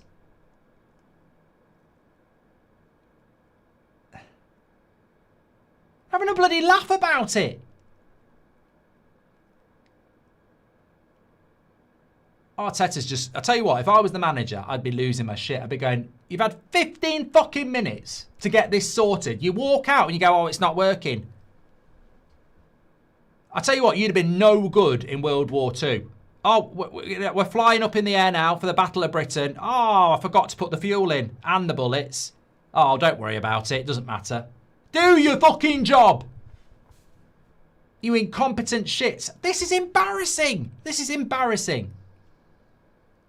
They've had 15 minutes of a break and they walk out onto the pitch and they go, oh, the equipment's not working. Shambolic.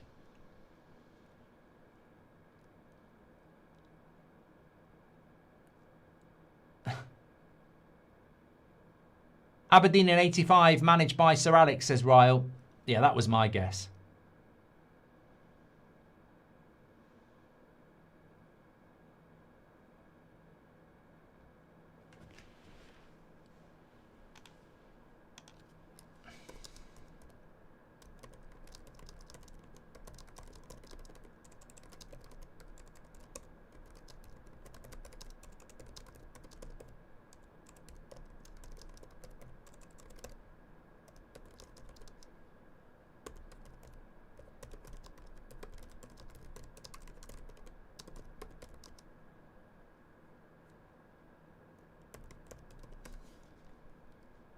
This is absolutely shocking. I mean, I'm just doing this for my blood pressure.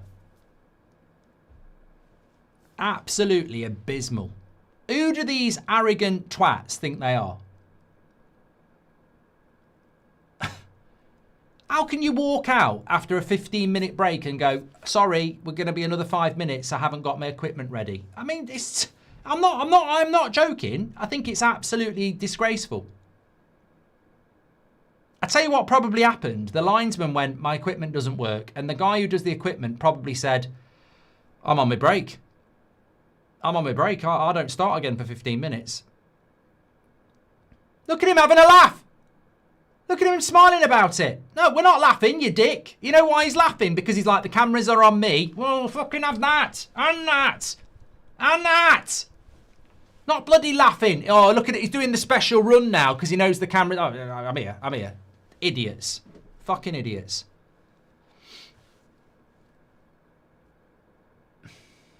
This country.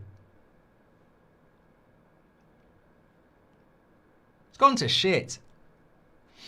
Right, we're up and running now. I tell you what, I was driving to Sutton today for Seb's game, right? I'm not messing about. I'm not messing about. I nearly crashed about 10 times. You know why? Because you're driving along the road and you see, it's like a bloody computer game. There are so many potholes that are going to wreck your car. So you're driving along the road, you can't stay straight.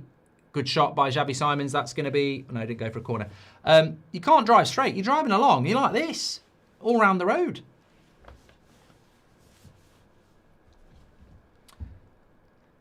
Amit says, you're the goldiest goldie, mate. You can make any day one's day. Thank you, pal. Maybe instead of giving refs those stupid cameras, focus on everything else, says Shahin. Exactly. Jap says, get these bloody refs out the game. They're killing it. They're idiots. This ref cam needs to get in the bin, says MUFC FV6.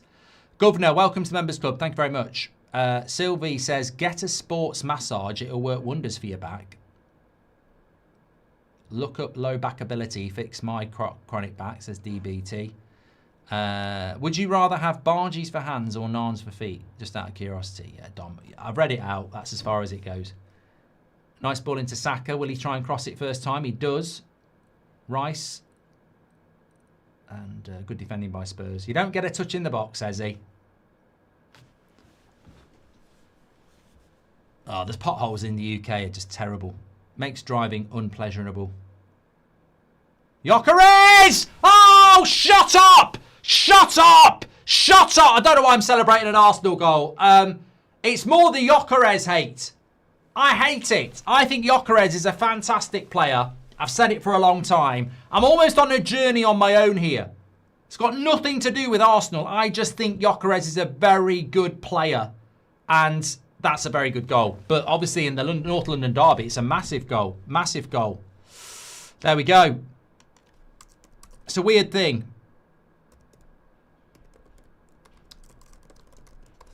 But, well, look, you can't give him space like that. Anybody who knows anything about Gyökeres, you cannot give him space like that. And you look at Spurs' defence here and you've got to say, as a Spurs fan, you'd be fuming. Look at how much space he's got. You can't do that.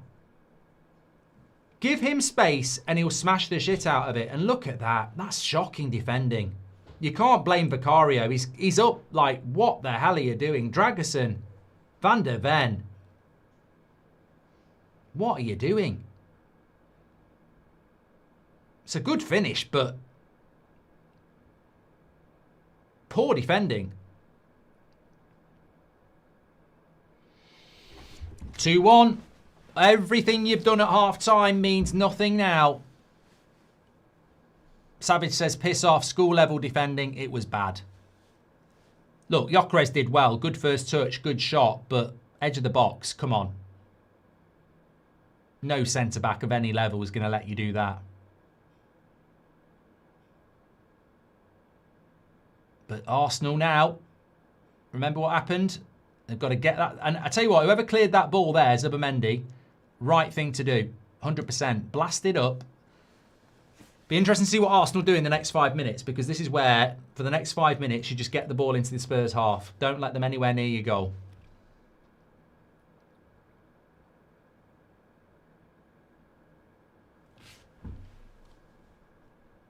Favourite Star Wars film? Empire Strikes Back or Rogue One?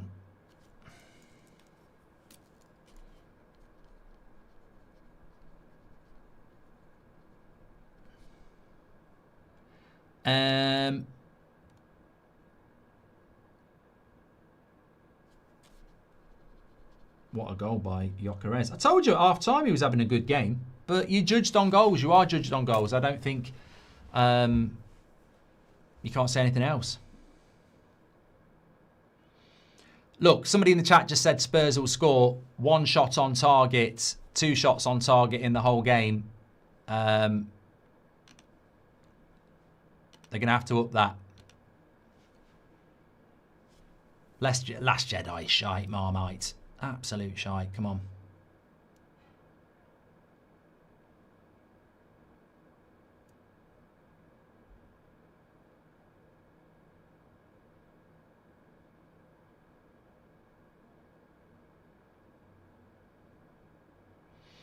Spurs have got to open up, though, which is dangerous with that defence. Maybe that's why Tudor did what he did. He knows that defence ain't good enough. He's done well there, Archie Gray. Good take by Raya.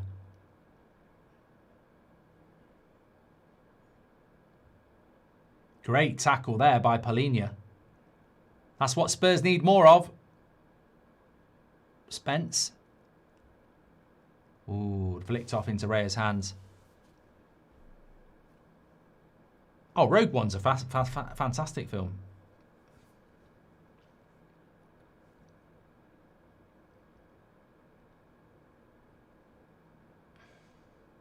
Oh, Eze. This is dangerous. Still Eze. Still Eze. Oh, good block. That could have been... That's worrying for Spurs, though. It's just like the breakaway from Arsenal. Strong glutes are key to back health, mate, says Bailey. Thank you very much, pal.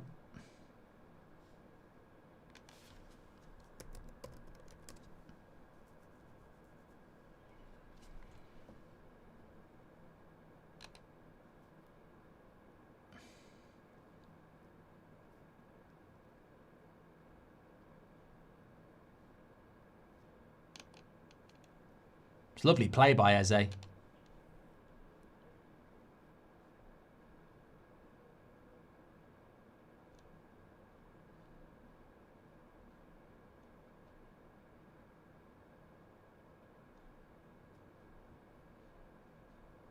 Now it's Simmons. Can't go alone. Can't go alone. Cleared away by Hincape.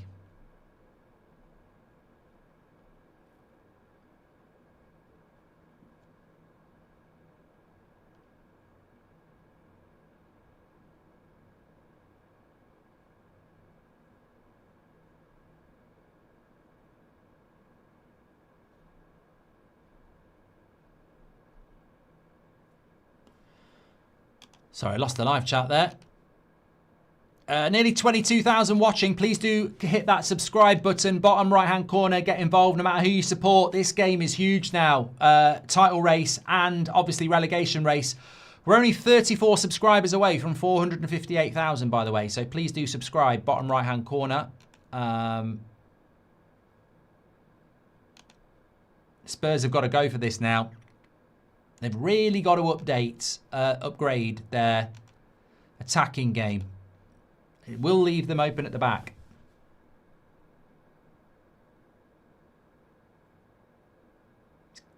He's given the foul. I thought he'd given the goal. I genuinely thought he'd given the goal there. Mawani can't believe it. I thought he'd given the goal. I genuinely thought he'd given the goal. I don't know. That's soft. I need to see it again. I thought that looked a little bit soft.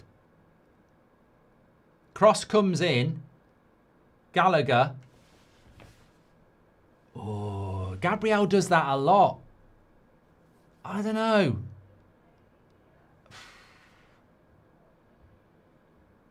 I think that's...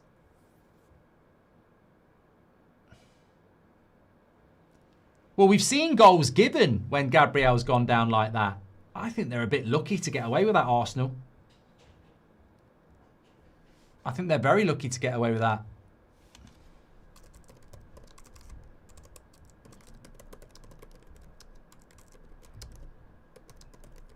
I mean, I've seen goals given when he's gone down like that before. Him.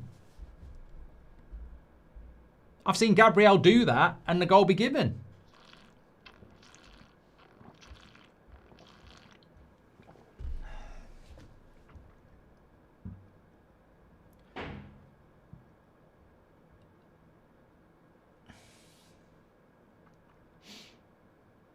Well, it's going to be interesting to watch. Lots of people saying that goal should have been given. I'm sure Arsenal fans aren't. It wasn't given. Referee was very quick to give the foul. With this referee, probably was a foul. He'll give everything.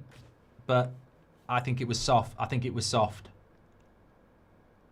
And it's dangerous. You know what? From an Arsenal point of view, it's also dangerous the way Gabriel is willing to dive for those fouls.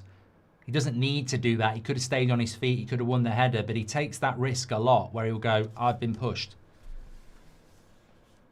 What's your favourite adult version of Star Wars, says James? Well, I didn't know they did any. Well, I'm willing to broaden my mind if you want to send us a... no, I'm joking. Gray gets a yellow for kicking the ball after scoring. Trossard does exactly the same, gets nothing. Disgraceful. Even the 3 fouls by Gabriel have been ignored, says Swaz. Peter Banks is an awful referee. Neglected a hair pulling from Belaber on Xerxes in the penalty box at Old Trafford. United lost 3-1. That's from Peter. Alex Whitehead says, I paid £2 for a chat before. You didn't read it. Andre says, you're an idiotic Man United fan, Mark. Taxes go to stuff like this, yet more holes, says Inquisition. Any food you're particularly good at making, says Phil. Everything. Everything. Someone's sabotaging this game, says John T. Maybe instead of giving refs these stupid campers. Thank you very much. Let me see if I can find Alex's super chat.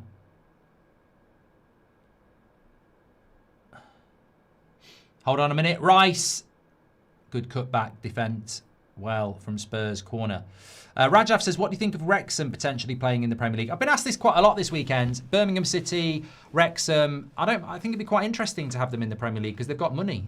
And I think sometimes we see teams get come up and you expect them to go down. Alex's super chat was, do Leeds United stay up now?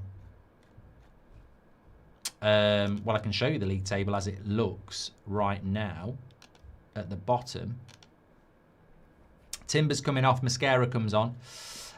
So, yeah, Spurs would be on 29 points. Leeds on 31. I don't think Leeds are safe yet. I think they will be safe at some point, but I don't think they're safe yet. I think they need another couple of wins, which they will get. I still think West Ham, even if Spurs win this, West Ham have got a lot to do to stay up. And Vicario gets hold of that. The interesting thing for me is Tottenham have got 4 points from safety, even if they lose this. And obviously, they might not lose this. It's more about your running. So Spurs have got to go to Fulham next Sunday. Difficult. Palace at home, probably expect to win that. Liverpool away, tough. Forest at home, huge. Sunderland away, you never know. Brighton at home should win that. Wolves away should win that. Villa away. Leeds at home. Chelsea away. Everton at home. I think Spurs have got enough games to win it. And from West Ham's point of view, West Ham could have done with having to play Spurs. So I still think Spurs are in a good position. And they've definitely got the better players.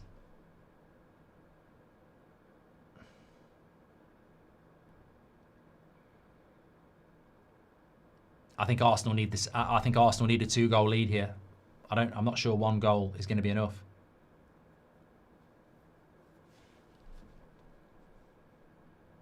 Then I don't think Arsenal are that team that can just rely on their defence anymore. We saw that against Wolves. Becky says, my husband Gary will be coming home from hospital next week after having his foot amputated. Thank you for keeping me going. And can we have the best foot jokes, as Gary got a great sense of humour? I'm ashamed to say, Becky, I can't think of an instant funny joke about a foot. And yet there'll be loads in the chat. Saka, save Vicario. That was a big save. But look, Becky, thank you very much for your super chat. Thanks for keeping us up to date with Gary. And good to hear that he's coming home soon, which is going to be the best place for him. And I'm sure you're very excited about that, both of you. And I hope you're doing well. Still struggling with the foot joke. Yeah, Dale, 1 foot in the grave is... No, that doesn't work. Something has to be done about Arsenal's diving, says Merrill. Well, I think it's a dangerous thing to do. As I said, the Gabriel one, that could have been given. And I'm sure Spurs fans won't be happy about it.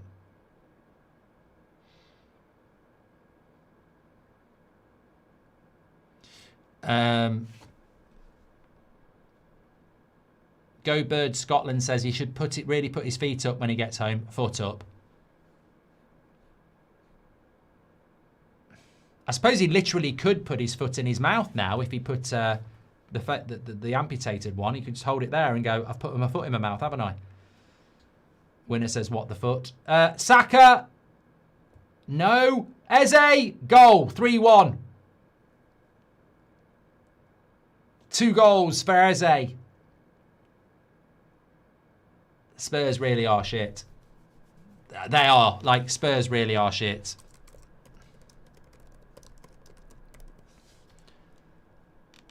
I mean, I'm no fan of either club, but honestly, it shouldn't be this easy for Arsenal. It shouldn't be this easy for Arsenal, because this is Spurs against Arsenal at home. You can capitalise on a Arsenal team that is definitely stuttering. You're in a relegation fight, and you've got a new manager, and you're defending like this. But what did I said this at half time. I'd be very worried about a team that's got Dragusin and Basuma in it, because I don't rate either of them.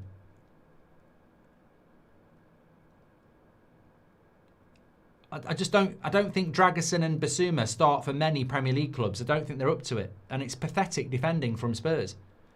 And for Arsenal, you know, after what's happened to them, 10 points from 21, you really do think going to your biggest rival's ground in a must-win game, you probably expected it to be a little bit more difficult than this. And if it wasn't for a Declan Rice mistake, it would be 3-0.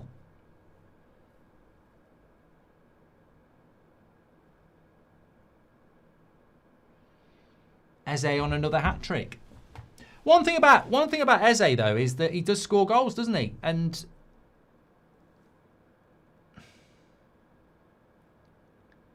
Spurs need to be careful now that this doesn't turn into something silly. Conor Gallagher off for Solanke. I thought Conor Gallagher was playing well.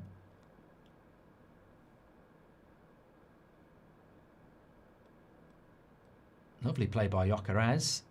Eze's not going to get on the end of that. Wolves are actually better than Spurs. That's the problem, says Alpine.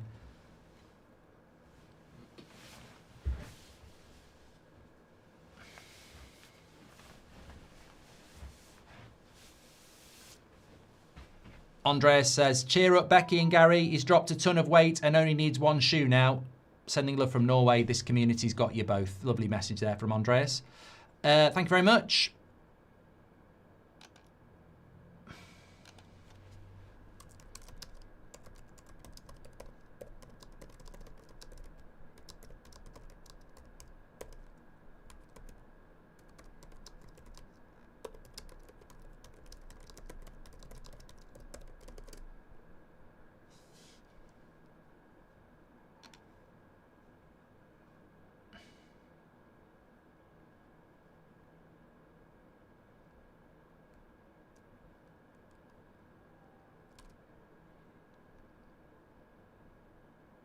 Shinobi Ben says, to Eze, we're helping Spurs get relegated. I mean, it's going to be an utter kick in the nuts for Spurs.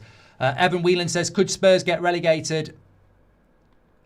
As I said, I think they're running, having 4 points on West Ham probably puts them in a decent situation. But those of us who are experienced in watching football, which is what That's Football's all about, it's not necessarily the team you support channel, it's for everybody. As we know, teams that are used to relegation battles can go and win silly games. Like West Ham could go to Man City and win a game. It's probably not going to happen. I don't even know if they're playing Man City. But the problem that Spurs have got is how many of these players are used to a relegation battle? And that's something they're going to have to get used to because they're in one. Obviously, they can keep hoping West Ham keep dropping points, and West Ham have got to go to Anfield next week. Foot jokes for Becky. Hope he's not feeling too defeated after his surgery. You're the sole reason why he continues to keep going. Stay on your toes. There we go. Gomez says, this is my first super chat ever. I watch you every week. I'm Colombian. How do you think they will do in the World Cup? I don't know anything about Colombia and the World Cup, mate. There are certain things about the World Cup that I look forward to, like Japan, Mexico, Colombia. You know, there'll be Austria. There'll be clubs that are in the World, Norway, that'll be in the Scotland, that are in the World Cup, USA, that Mexico, Canada, that I will sort of not know a hell of a lot about.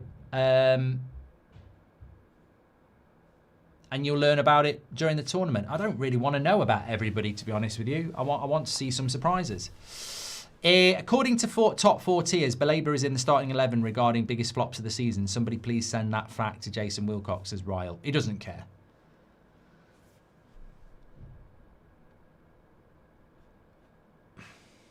Gyökeres, Trossard. I mean, it could be a long 25 minutes for Spurs here. Yes, Wolves did come back from two goals down the other night against Arsenal. But is that going to happen twice? And Arsenal are enjoying themselves here. And Spurs look bereft of ideas.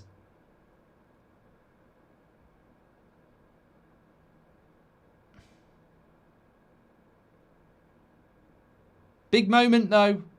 Gabriel's little nudge was a goal from Awani. I think they were a little bit lucky with that. Having said that, the story of the game, I guarantee you, has been quite dominant from a Arsenal point of view. 65% possession, 16 shots to 3, 6 on target to 2, 5 corners to 1, 81 possession to 72% possession. It has been a dominant performance from Arsenal. The right team is obviously winning. Do you ever look in the mirror and think you're incredibly handsome, like how you are resistible to women, says Suter? No. And Constantine says, could and should are two different things. Spurs from start to the end of the season have picked up zero momentum. They deserve to be relegated. Well, the team that gets relegated will be the team that's in the bottom 3 out of Forest, West Ham and Spurs. at the end of May. That's who deserves to get relegated. I mean, Spurs may well be shit. Whether they deserve to go down or not depends on others.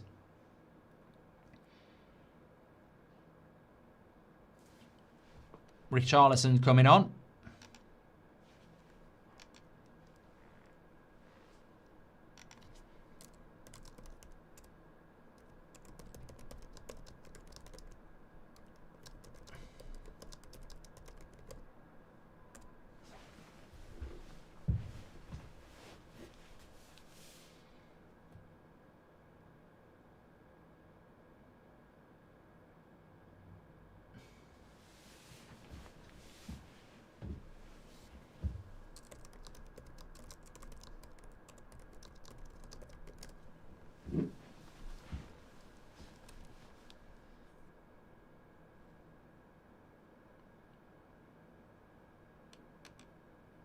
Is there a way back into this for Spurs?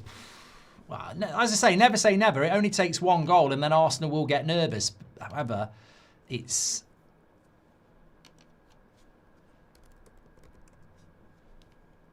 whether Spurs can rally themselves in this situation.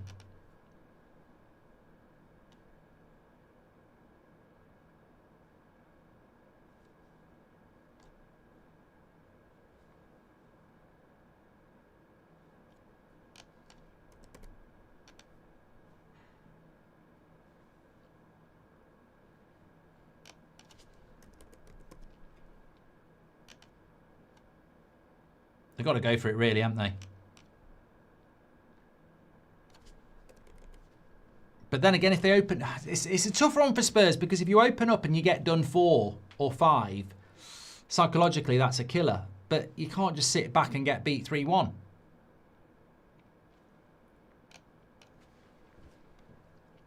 Do you think there's Arsenal fans out there that actually wanted them to drop points so they can continue with their Arteta, I was right?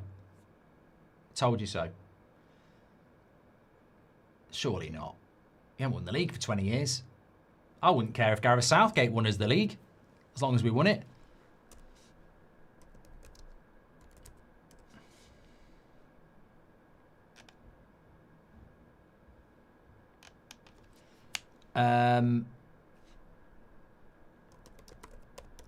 Richarlison can put himself about a bit, but whether he can turn the tide of this game or not, I don't know.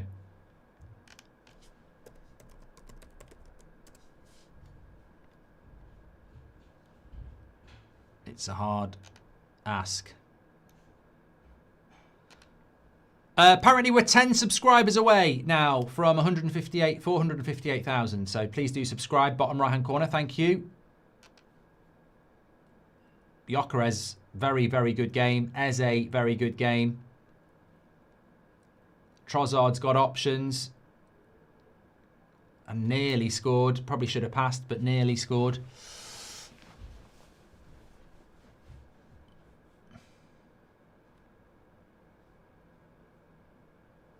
TGB says there's no way Spurs are coming back.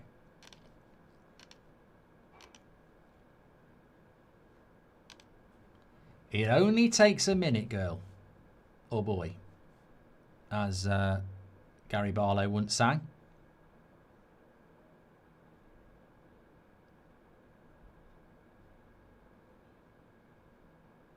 Spurs had a shit season last year though, didn't they?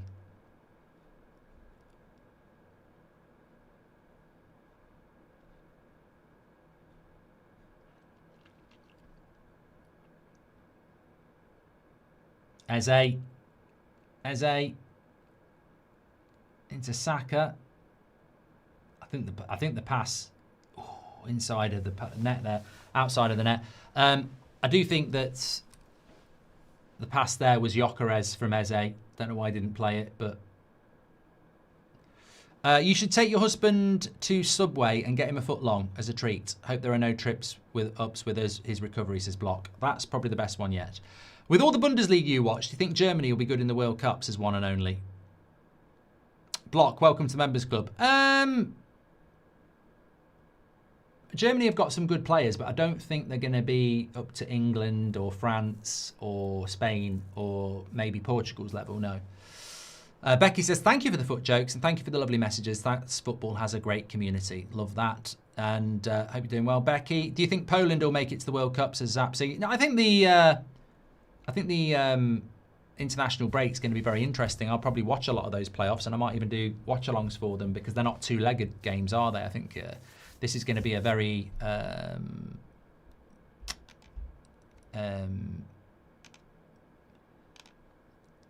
good World Cup, and everyone's going to want to be part of it. Ex-Gunner says, who was the greatest pioneer of the game, Bill Shankly or Matt Busby, and why? Sir Matt Busby. Well, he was the guy who basically built the first team around youth and also was the one who had the foresight to see what the European Cup could be. So I think for those two reasons, and obviously the football, I would say Sir Matt. Considering foul on Gabriel, I'm assuming all the shoving and goalkeepers in the box that's been going on will be considered a foul now as well, says Sarvesh. Great point. Great point.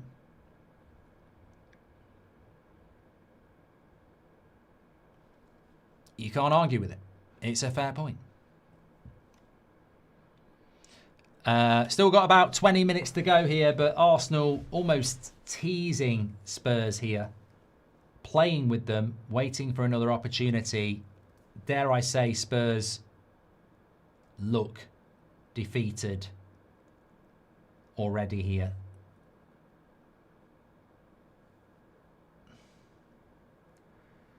New manager bounce. All the bounce of a bloody bowling ball at the moment.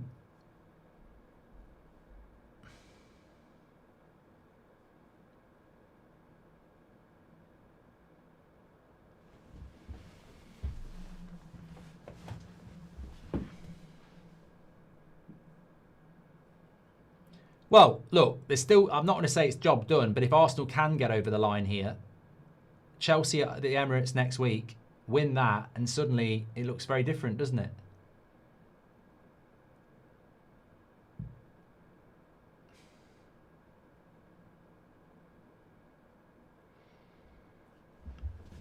Lal says Spurs are just not up for it at the moment, even for a North London derby. I think it's a quality issue, mate. They have got some good players missing. Kulusevski's been missing all season. Porro and Udogie are better fullbacks than what they've got on the pitch. Bergvall makes a big difference.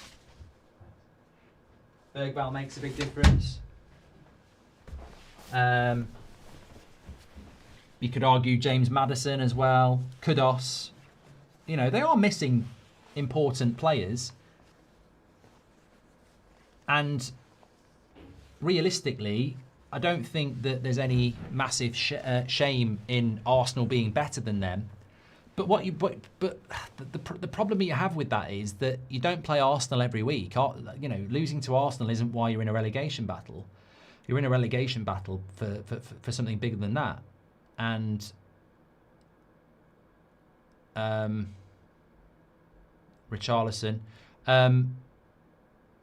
And also, all right, you've got injury problems, but it is a North London derby. It should be a great leveller. I mean, I remember when Man City were shit. They'd sometimes turn up against United and play really well, even though we had a much better team than them.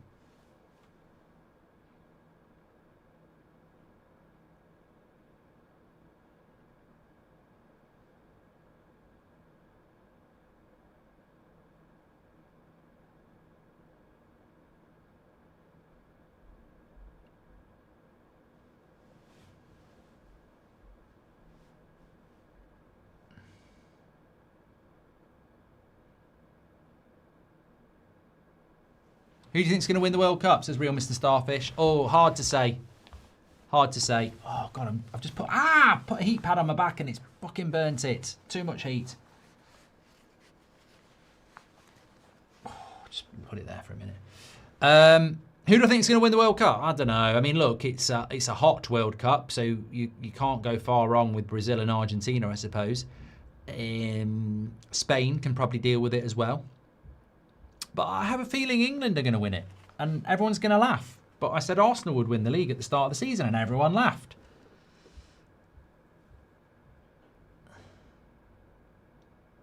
Tell you what, in relation to this World Cup, though, I think one of the biggest things is going to be... Oh, there's a flare on the pitch.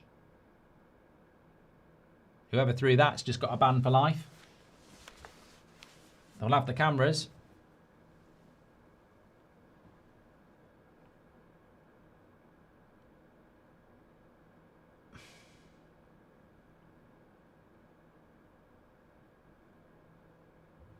I think one of the biggest issues you've got for the World Cup is that you can say Spain are going to win it, but what if Yamal and Nico Williams get injured in the next 2 months?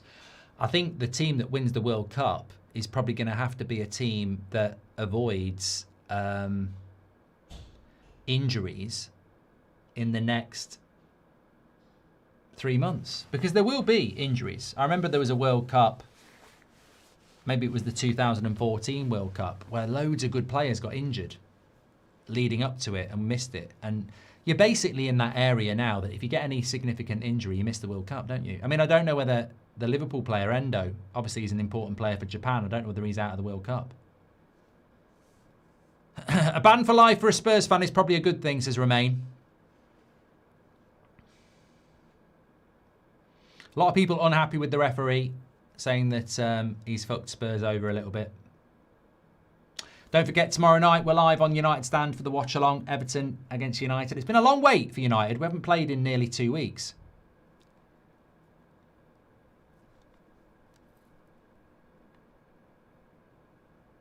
Will you do a Valencia-Villarreal Watchalong, says Lisa. No. Spurs only show up against City, says Arshan. Odegaard.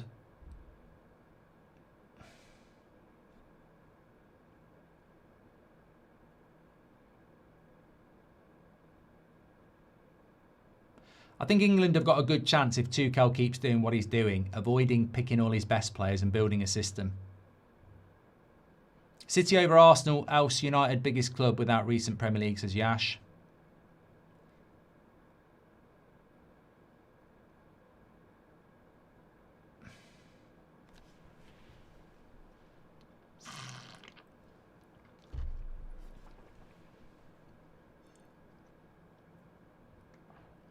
Spurs have taken 4 points from City and none from Arsenal. Well, that's a mistake, because Spurs would not want to do that.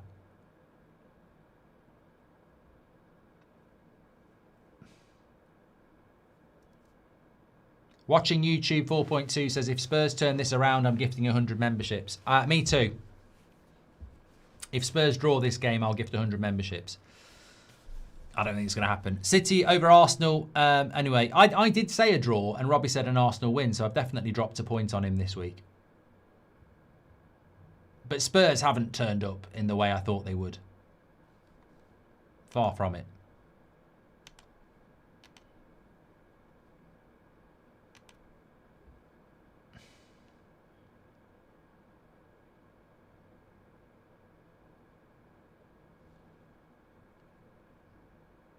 As I said, look, Chelsea next week for Arsenal's a tough game. They've got to win that as well. If you can't beat Brentford and Wolves away, you put yourself in a position where you have to beat Spurs and Chelsea. Well, looks like they're going to get the Spurs game done.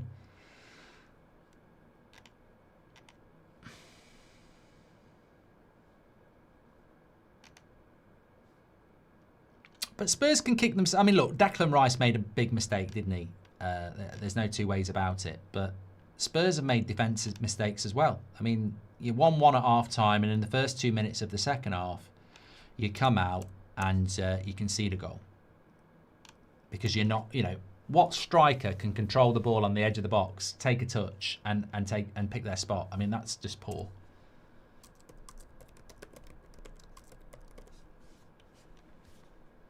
If we're being completely honest.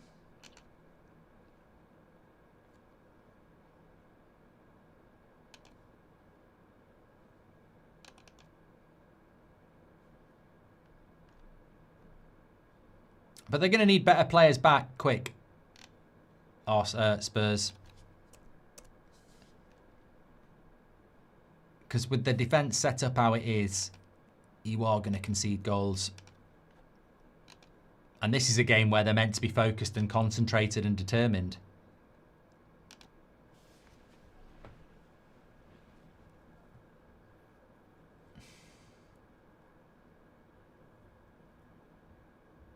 Paulinho coming off for Tell.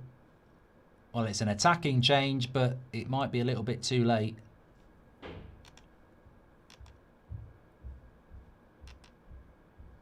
They go to Fulham next week.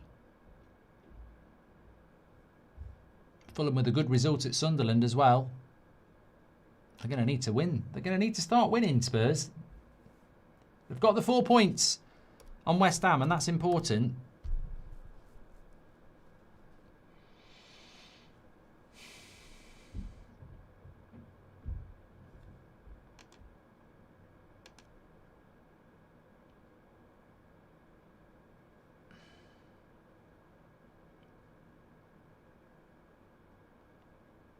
Looks like that City versus Arsenal game will be the final. I don't know. I think Arsenal have to just keep winning now.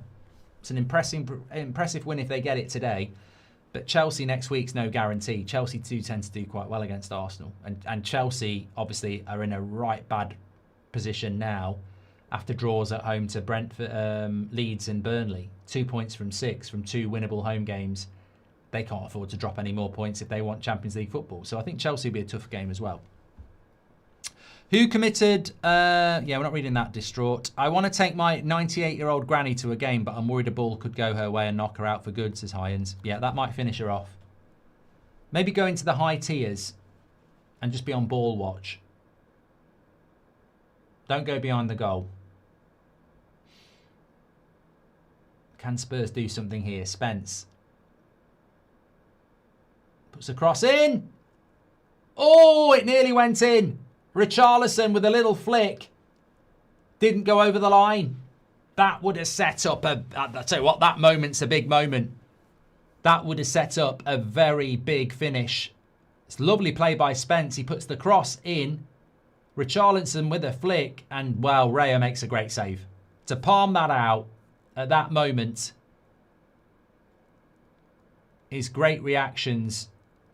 Because if Spurs score that, 6 minutes to go, the pressure is on.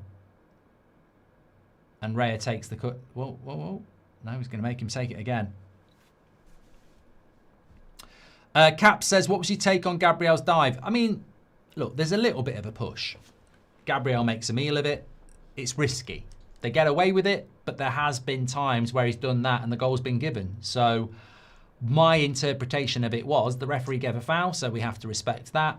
But there has been instances where at Newcastle he did that and the goal was given. So it's inconsistent. If you're a Spurs fan, you can moan about it. It's a risk. And I think Gabriel does take the foul. And if they'd scored, Arsenal fans would be saying, that's not enough for you to go down. You should always play for the header. So it was a risk that Gabriel took and it paid off. In another game, it might not pay off. So there's a bit of luck to it. 3 touches in the opponent's box. Frank not to blame, says Marlowe. Eureka says, do you fancy France to do it? What, the World Cup? Oh, I think France are always going to be a strong contender for the World Cup. They've got some good players, haven't they?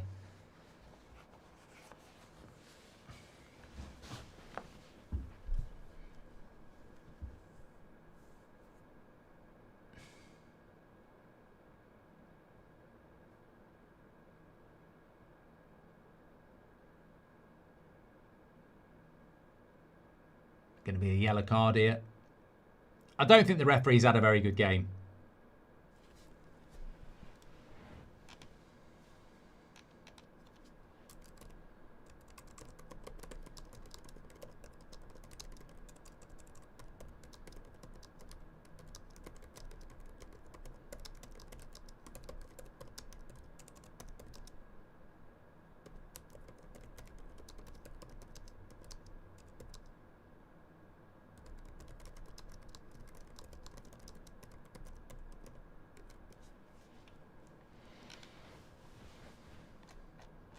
I think as an official, if you look at like Kalina, one of his big, and Kalina didn't get everything right. Like, I didn't watch every game that Kalina refereed and go, oh, I agree, I agree, I agree.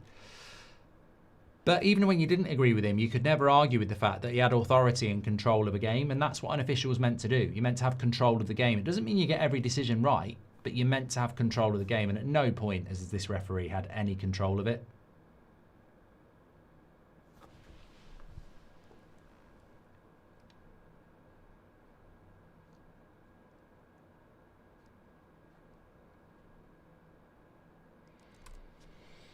Genuinely don't get Neville's glazing of Arsenal, says Clark. I thought he didn't like Arsenal. I thought he was always accused of not liking Arsenal. I can't keep up.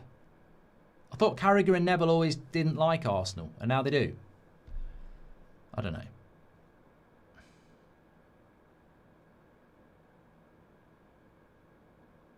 I mean, in fairness, he did play for Manchester United, so I would expect a Man United fan to want Arsenal to win the league over Man City, but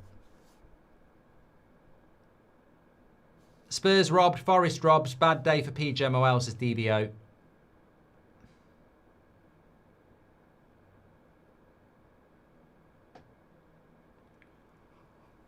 Good play by Simons. Can they get a goal? He's given a free kick there. And Saka is waving. We can see you. Oh no, I think he's injured.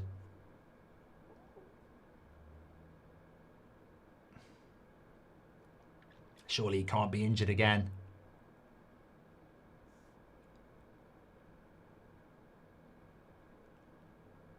He's doing the Foden wrist thing.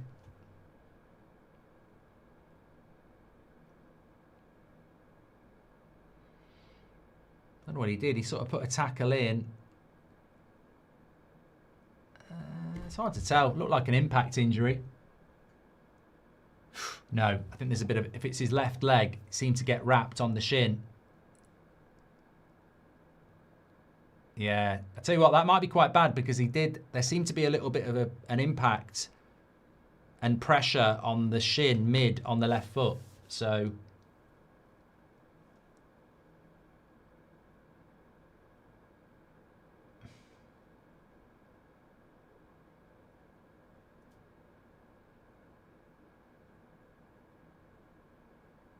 Yeah, SK8 says it looked like his ankle got tangled. I think it's the shin.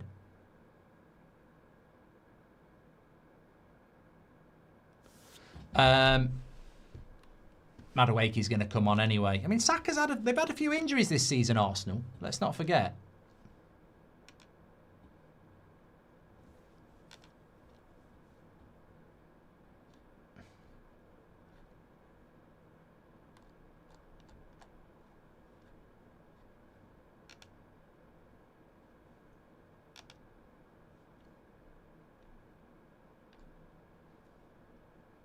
Madueke comes on for Saka.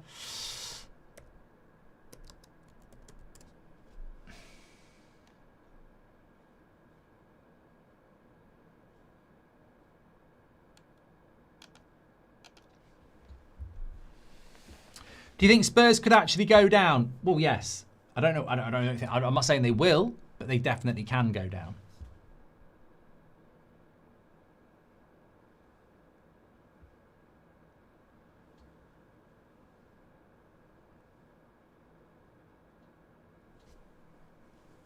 Look, it's a bit like the race for Champions League football. Chelsea and Villa drop points. They dropped points last week. You might get into the Man United and Liverpool might get in the top 5 just because Chelsea and Villa keep dropping points. Spurs might stay up because West Ham can't win enough games. Spurs might stay up because they go and win the next 3. So they can go down, but there's a lot of if, buts and maybe. 7 minutes added on here.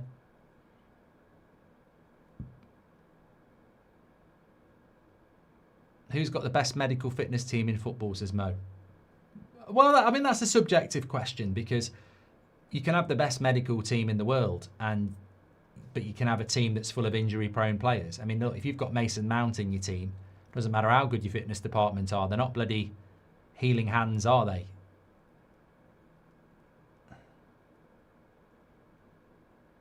But it looks like Arsenal are going to get this done. I mean, unless Spurs can score a quick goal here.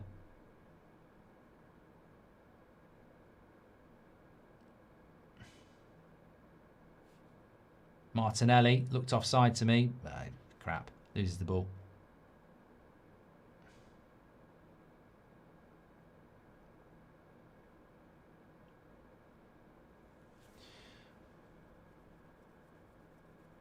What did I say? 3-1 Arsenal. Have that, says NAU.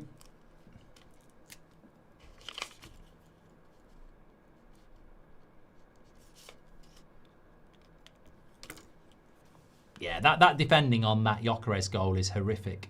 Absolutely horrific. How you can have 3 centre-backs and Gyökeres can receive a long pass into feet, control it and shoot is just, at this level of football, is shocking. I mean, it's good by Gyökeres, but it's shit defending.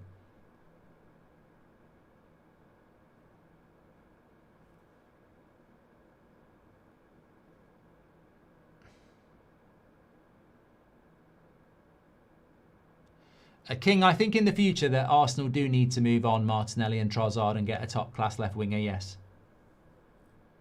I think that's an area they could improve.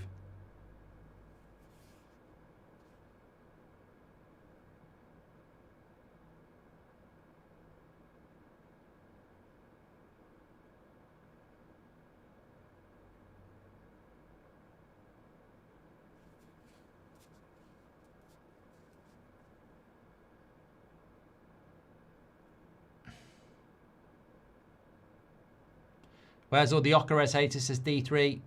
I think ref, you ruined the game. That second goal should have stood.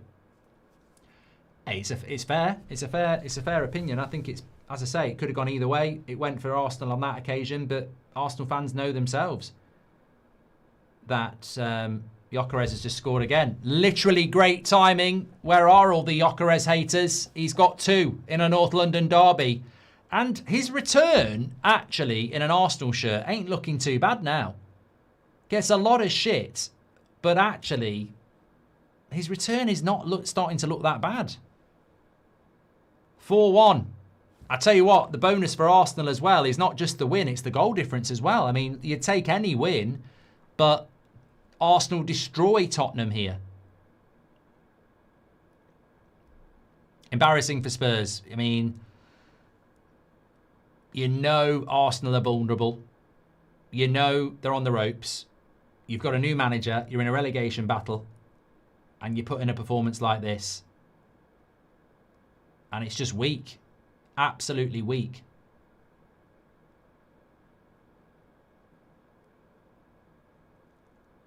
Eze's scored 2. Gyökeres has scored 2. And look, in fairness to Eze and Gyökeres, well done to them. But from a Spurs point of view, these are 2 players that have been having a bit of shit recently as well.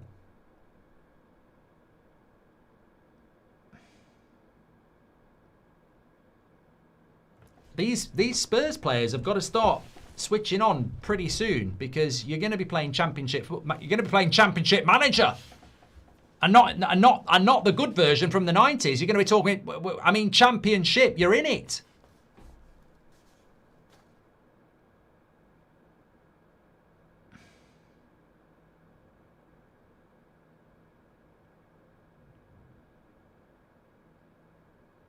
I'll tell you what, it could get worse than this. It could go to 5 in a minute. Spurs probably just it's nearly an empty stadium as well. It's not been this empty since Ed Sheeran did a concert. He'd fill it, really.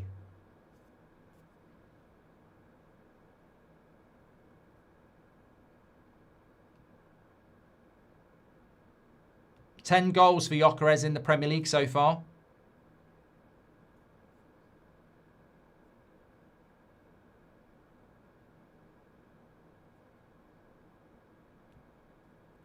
Got a lot of work to do, that Tudor. I tell you what, I wouldn't like to be in the dressing room if he was telling me off. Certainly wouldn't. I wouldn't give him any of that. But all right, yeah, okay. I'll take everything you've said on board. Fire drill at the Tottenham Stadium.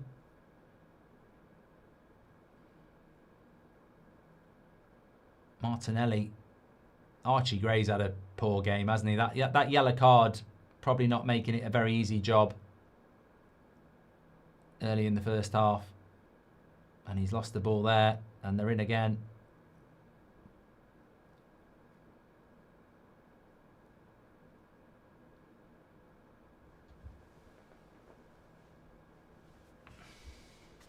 Spurs should go for Sancho and Maguire, says Keel.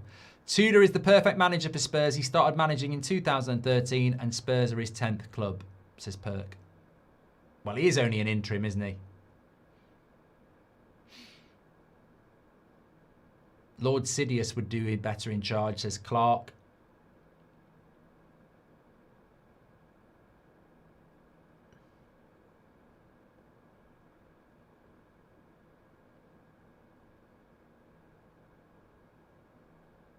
So, good shot. I thought he was going to score a worldie there. But Reyes got hold of it. Referee's not ready to blow yet.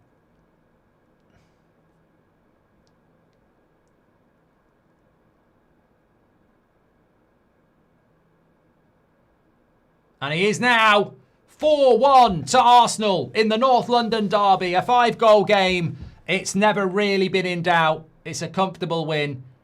And Arsenal will breathe a big sigh of relief there because Spurs were not worthy adversaries at all. A very, very, very comfortable win for Arsenal. And Spurs in trouble. I mean, look, if that's what you're going to do, if that's going to be your reaction to stopping Arsenal winning the league and keep staying up and a new manager bounce, it's poor. It's poor from Spurs, isn't it? They're in big trouble.